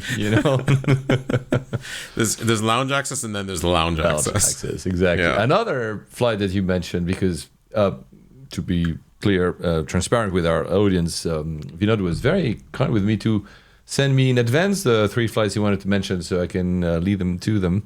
The second flight you wanted to mention also features Heathrow. There's a trend there. We'll talk about Heathrow later.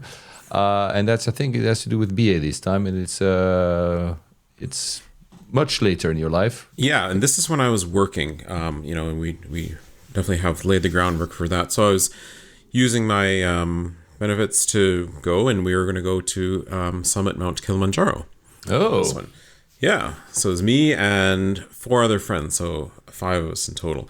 So flying Calgary to Heathrow, me and a friend upgraded myself, of course, as one does. Oh, why not? Now, working, and we talked about BA, and you sort of be part of the family, you get to know people. Yeah. So, I had a friend in Heathrow and, say, oh, I'm going to be trying a flight. Oh, okay, I'll see what I can do and maybe see if I can get a note put on your file to upgrade. Ah, fantastic. Yeah, okay, great. So I said, okay, there's going to be 5 of us on this flight. 747-400, classic. Heathrow, Nairobi. Beautiful. He's like, okay, well, asking for 5 upgrades is a lot, but we'll see. Maybe the flight's empty. I don't know. What's the order of preference? I'm like, well, me first, of course. I'm not going to question that. And then I gave the list of names. Right. So, when you're part of the bigger machine, you don't go to the gate and start asking, oh, my friend. No. There's a level of respect here. You just let the system, let it all happen. If it's going to happen. Yeah. And there's a particular sound from the beep of the boarding pass scanner that says either you're boarded or rejected, meaning there's an error. Yes. We all know the beep. Yes. So I go, da-da-da-da. I'm like, yes. That means something's up. Oh, sorry, sir. It's me, seat change. Here's your new boarding. Oh, great. Ah, yes. Club World. Fantastic. Wonderful. I'm all happy. I'm listening to my friends behind me. It's just the normal boarding beep, like beep, beep, beep, beep. Oh, I guess they didn't get an upgrade. Oh, well. So well. They all know that, this is my thing. Yeah. The seat that I was given, and this is the old Club World with the forward, backward seating. Yep. Weird cabin. I think it was first in the nose cone, then premium, and then this sort of sliver of business, and then regular economy starts. It was a very, very odd setup on that config. I was looking backwards at my friends in the emergency exit row. Curtain open and everything. It was amazing. And they're all staring, and I specifically asked for the champagne, because of course that's part of the service. So I'm sitting there with my feet up, champagne. I'm like, hi guys. They're all like ready to like throw anything at me. I started looking around. I noticed that the cabin is not very full in business. So and on the 400, they had Club World on the upper deck. So I call one of the cabin crew and say, hey, if there's space, not a priority. If there's space, I'd love to sit on the upper deck because come on, it's the 400. Of course, yeah. That's what you do in a 747. Yeah, I didn't say I was staff. I didn't say a thing. Yeah. Just a standard seat change. Okay, fine. Good. Da-da-da-da-da. The door closes. Okay. Now comes the cabin service director, the senior purser. And in my mind, I'm like, how? This is the most critical moment. You are the busiest person on the aircraft right now. The door is closed. You have a lot to do. Why are you coming and dealing with my menial little seat change? He's like, sir, we'd like to change your seat. Please get your stuff. Oh, yes. Okay, get it all together. And we start heading, and we go to the staircase. He goes past the staircase. Oh. Into the nose. Into first. I'm like, what? Oh. And then he's like, yes. Well, the captain has advised me that you are going to Mount Kilimanjaro. He knew the whole story. I was like, wow. what? Because I had liaised with my crewmates, and they all knew I was going on this trip. And 777 captain tells another 747 captain, blah blah blah blah blah. Make sure this happens. And there I was in 2A on that flight. So I made it a point to make sure I was in the BA pajamas. I had a snifter of cognac. I go back to visit my friends mid-flight.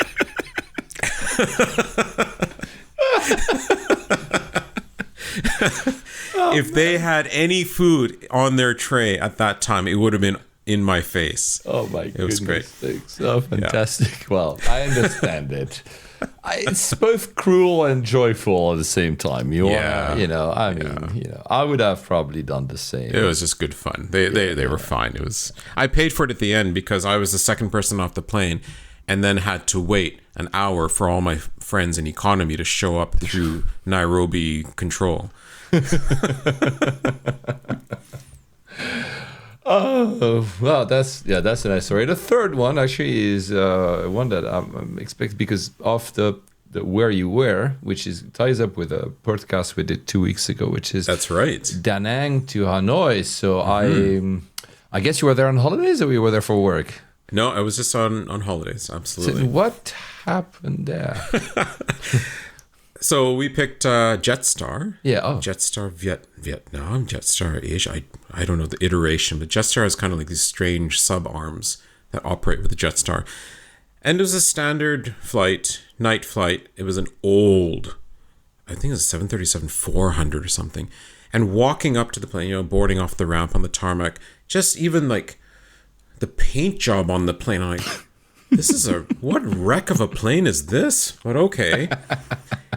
And you step on the plane and it smelled like, it actually honestly smelled of dried fish, but I don't know. There's some funk about it. You mentioned earlier in the podcast that every airline has a smell, right? This one apparently is fish. Yeah. Sorry. So get in and it's just, the cabin was just shambles. You could see like the seat covers. I'm like, this is low cost in its true form, but whatever. It's an hour and a bit flight. Just yeah, exactly. Who cares? So sit down, and there's a scene in the movie called Final Destination. I don't know if you know that one. The beginning scene where the guy's looking out at the wing and he sees like oil on it and like the pin from the tray. Yeah. It felt like that because the tray was wonky. I actually looked at the wing and there's speed tape all over. I'm like, wow, is this air? Okay, sure. But what do you do at that point? You're on the plane. Yeah, you're on the plane. Yeah. Fine. And the thing is packed, ram-packed full. And then the bins are just classic low cost, inter-Asia flight. Get in, on, up, in the air. Fine. Go. And then I hear noises. I can hear like that sound from the hydraulics or something on the wings. I'm like, that's not good. We're only like just not even halfway, maybe 30 minutes at the most. Then the captain comes on, and basically it was an Australian captain flying this thing, and he says they have a hydraulic failure. We have to return to Da Nang, and they're going to do a no flap landing. I'm like, wow, great, this is fantastic. Oh man. So he essentially instructed the crew to go into sort of stage 1 or light emergency preparation, like not like, we're going to crash, but get everyone ready. And I was like, oh, this is not good. This is a bit worrisome. So, and it was dark of night and it was cloudy. It was like all the things you think in a movie just coming to life and your imagination runs wild. We came in, we hit that runway early and hard. Oh. Yeah, because obviously we were overweight. Yeah. With no flaps, with no like it was. I'm looking at the ground. I see the threshold lights, and bang! Wow. We were down, and you kind of sit there like clenching on, like oh no. But it was fine. Yeah. That must have been, yeah. Did you ever have any emergency situations like this with as a flight attendant? There was one, and we were going into Las Vegas. Standard, very common run. We do 2 flights a day out of here. From Vancouver? Yeah, from Vancouver. Yeah. And something about the landing gear when we had left already something wasn't right in terms of an indicator light. So we had to do a flyby of the tower because what had happened is they weren't sure if the gear was locked. Oh, I see. Okay. One of those situations. So we had to go into full emergency landing prep. Okay. So you have to instruct the passengers. You actually have to get pretty serious. I wasn't purser on that one. I was actually in the aft cabin. And it was also windy as F. Vegas is known for pretty heavy wind, crosswinds. So we had to prepare the cabin, everyone, the seats, the baggage. You take your glasses off, crouch positions, all your brace commands, everything. And that plane came in sideways for sure, just due to the wind. And when you're sitting in the back of the plane, you feel it triple fold from the front. Yeah. Yeah. And I don't know, there's just like this like few seconds where you're that hovering above the tarmac, 50, 40, 30, 20, 10. And then boom, the wheels were locked. And it was a normal landing. And it was fine. But then you could just feel everyone's like, so do you feel, okay. I'm sure you feel of course you feel it in the air, but you feel the how the passengers are. Oh, you get the full range of emotions. Yeah, I was about to say, because anxiety for sure, but I'm sure some are also downright scared. You get the scared, the panic, you get the ragers that are like, oh, this is BS. Oh, how can this, all that stuff. You get the petrified. How do you manage that? Because you cannot really manage the passengers. You can't, there's no time. Yeah, I mean, that's just it. You only have minutes and you basically semi-ignore, but semi-comfort. You have the people that are bawling their eyes out. You have the people, going to their religion for support. You have the screamers. It's like the whole honestly, I'm sure. I mean, it's and so I mean, with Singapore Airlines, you mentioned, I'm sure that was all full on, going on. Plus then also because there was no resolution, because the flight had to still divert, so people were hurt in the air and they had to be taken. So there was like you must have felt like a long 30 minutes between the event and the emergency landing. The longest feeling. Yeah. Plus, it's not. Wow. Yeah. So let's cap this off because again, as you can see, guys, we're just with running hours. It's fine. Yeah, which I'm really happy. I mean, I'm going to see him hopefully because, as you understood, guys, since he works for the Olympics, he's going to be in Paris for the upcoming Olympics is it July? I think July, August. Yeah, end of July and into August. Absolutely. Into August, right? So no special COVID test, whatever this time, but probably maybe we'll have a chance to meet up. I'll go down the road to Paris. He'll come up the road to London. We'll figure something out. But point is, their favorite airports. So of course, I don't know which airport I'm going to name this episode with. It could be Vancouver. I've already done it. It could be Edmonton. We could talk a little bit. It doesn't really matter. We used to be very about describing the airport. That it's going to be the title of the airport. And that's what I love about layovers. It's like but now level less of detail is amazing. But when asked, because I ask all the guests, when I give them the opportunity to decide the name of the show, I said, okay, so which one of the airports that you could have as a show? And the first one, this pastor tells me, he's like, Frankfurt. I'm like, what? Frankfurt. Yes. I'm gonna be full. You said my favorite airports are Singapore, Frankfurt, and Heathrow. So Singapore, I think it's pretty self-evident. Most of the people would agree that it's one, if not the best airport in the world. Absolutely. I want to hear, however, about the two others. Maybe let's do Frankfurt last. Let's do Heathrow because because Heathrow is polarizing. So, I mean, of course, it's a big airport, and depending on which terminal we talk about, it could be a totally different experience. And also, I'm biased because I live here. So, of course, sometimes I tend to go too much, and sometimes I get really frustrated about a too minor detail. But as for you, I want to hear you why. I mean, you mentioned just earlier in our favorite flights, two of them were that Edmonton to Heathrow and that Heathrow to Nairobi.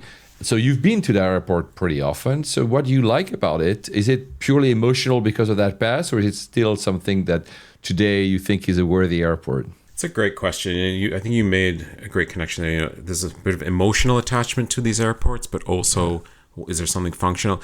What I think I like about Heathrow the most is each terminal is completely different. That's true. Like there's a lack of uniformity completely 100% across the board. That's true. One uses the black and yellow font and motif. The other one sort of does, sort of doesn't. It's true. It's just such a strange, like the terminal, the shapes of them, like, when you're going into 3, you're going to be walking forever. If you're going into 2, now you're going underground forever. It's just so many different iterations. And there's definitely an emotional attachment because I've been flying in and out of there from when I was a baby, I think. In and out and through. I get that. Yeah. And the classic, having the London taxis that would pull up in the double-decker bus and having the Concorde statue that would have sat outside, now chucked out by the sort of weird A380 thing sitting there. And then that, the red radar doohickey spinning around. Spinning around, yeah. But there's something about the buzz of the place that I've just always found oddly comforting. The smell of the tube making its way up. I don't know what it is. And the weird announcements. Like, you look at the plethora of London airports where you have to go and sit and wait for a gate, whereas in Heathrow, you don't. It's true. You go, right? Of course, there's a bit of bias with having worked for BA and been through that, and then the crummy T4 that was once there doing its thing. But there's just something about, maybe it's the utter chaos of the whole place. And yes, it's certainly not one of the best airports for functionality in the world, for sure. And, when all things go sideways. But when I'm choosing, something about Heathrow feels right. I don't know what. I get that. Even though it doesn't also go right. That's you know what? That's the best definition of Heathrow ever.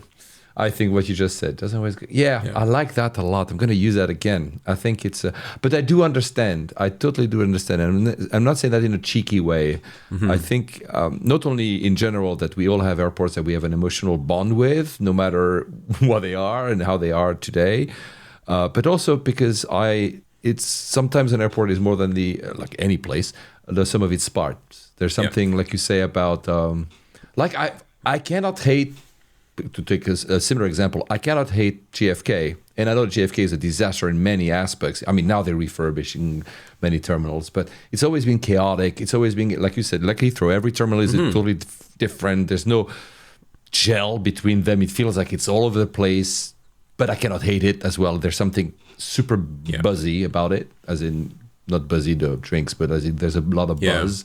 And I think Heathrow, maybe I don't see it as much because I live here, but I get that as well. Yeah. And also Heathrow culminates the United Nations of aircraft tails. No matter, yes, you're going to land and you're going to go like in about 5-8 different directions to get your silly gate. And also when you depart, you're going to go in 18 different directions to make it to the runway. You're going to pass every tail. And growing up as a small boy, seeing these tails and seeing all the countries. 100%. You think of like a Munich where it's just a straight line of Lufthansa tails. And somewhere out there, even at Los Angeles, they're all kind of clustered on one end. Yeah. When you do your grand tour of your tarmac, you don't quite catch it. Heathrow, you see it all. It's always there. Yeah, you make a very salient point. You make me... rethink my stance about Heathrow. Now, can you make me rethink my stance about Frankfurt? No, but look, I mean, of course, it's been a game in this show that, a game, as in I like to mock Frankfurt. I'm not saying it's the worst airport in the world. It's become a thing, basically. Is that for you the same reason? Is it because Frankfurt is also a big port when you have a lot of connections and a lot of variety? Or is it because you also have maybe a childhood memory with? This one actually comes from university times because I was part of an organization that we had a partnership with Lufthansa. So we'd bounce through Frankfurt a lot. Okay. And you mentioned, the United Nations, and not necessarily about the tails. I mean, seeing all the impressive Lufthansa tails is great. It's that board, the flight board in the middle of the thing. And seeing that with the green and the red lights. That's just... I really hope that doesn't go away and it keeps on running for as long as we live. But to me, I don't know, Frankfurt just seems like that sort of the epitome of like the European airport. There's something about the feel of it. I see it. I see that. Okay, I get it. I think maybe because I figured out the maze and how to figure out how to go upside down and backwards in that place. I did too, by the way, because I've done it so many times. I get it. Yeah. And just weird, quirky things. Like they had that one counter where you could go for the mystery destinations where you pick a paper off the board and I guess I'll go here, and you go cash it in, then you're on that flight. Or, you arrive, you're walking through the gallery, and then they dump you out of baggage claim into like that dark underground sort of near the taxis area. Yeah. And there used to be like an adult shop on the side and like the bakery next to it. It's true, man. Right? It's true. Yeah. So there's something oddly functional about the place, even though it is also dysfunctional on many occasions. It's going to change a lot with the opening of the new terminal, I think, next year. Terminal 3, they will call it, which could be on the other side of the runways. I think a lot of airlines are interested to move there. I don't know how they're going to distribute. It's not being announced, but it's going to. Yeah. The good thing is that unlike Heathrow, they're going to actually build a train between all these, so you can move, I think, in 4 minutes between these two opposite ends of the airport. So it's going to be pretty good. But I think that's going to change a lot. I think that tunnel, that famous underground tunnel that you have to rush through, that connection bit might be of less importance in the future because of that. So some of my complaints will have disappeared. But honestly, obviously, probably the fact that I was going often to Europe and living, that doesn't have nothing to do with Brexit. The fact that the UK was not, of course, it's still not into Schengen, created this disconnect. They didn't really care about how it would work because this weird country doesn't, So it probably tainted my view. I think my biggest complaint about Frankfurt is security. I never liked how security was handled at transfer, less so at outbound. I want to say. Agreed. I can 100% agree with you on that. They're gonna get it right. The Germans, they're gonna get it right, and I say that with not a hint of dismissiveness. I think they're gonna, but I still will complain sometimes because I'm like too many buses and too many. And maybe that's the one airport. If you get a bus, you're done. Yeah, right. Yeah, but the thing is, because you flew from Canada, you probably had less experience, less exposure to buses. When you fly in Europe, you end up with a bus, and Lufthansa, that's Lufthansa's fault, sells you a 40-minute layover connection, which you cannot make it. They sell you the same thing in Munich, and Munich is. And you're done. It's so quick comparatively, which is probably why I have overexposure to Frankfurt. But we have a few listeners in Germany that tend to agree with me. I'm not going to tell their names because I don't want them to be chased away from their own country when I say that they don't like Frankfurt. Frankfurt's also where I had my first A380 departure. I see. So that matters. That's an emotional one. That's where they had the integrated lounge gate. On the upper deck, and you would just go straight in. I just remember looking down and seeing all like the masses of economy swarming through down there. No, but these matters, It's like for me, and I know guys we've been at more than 2 hours and a half. It doesn't really matter. Alex always finds very peculiar that I love Narita because of course it makes way more sense to land it in Haneda. And to the Haneda has faults, but it's probably a better airport overall, even if you remove the location. I love Narita because that's where I used to land and depart when I was living there, and I will always have a soft spot. So sometimes stuff, the point is that sometimes they're not explainable. You started, your first flight on a 380 was from there, so I get it. Exactly.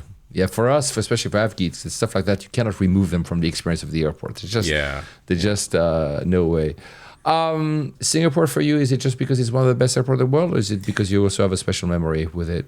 Special memory, childhood, but there's one thing that I love about Singapore. It has carpet. I hate the carpet, man.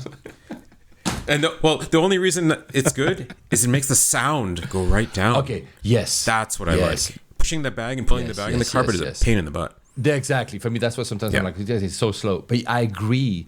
The overall sound envelope of the airport is very subdued like this. I fully agree with you.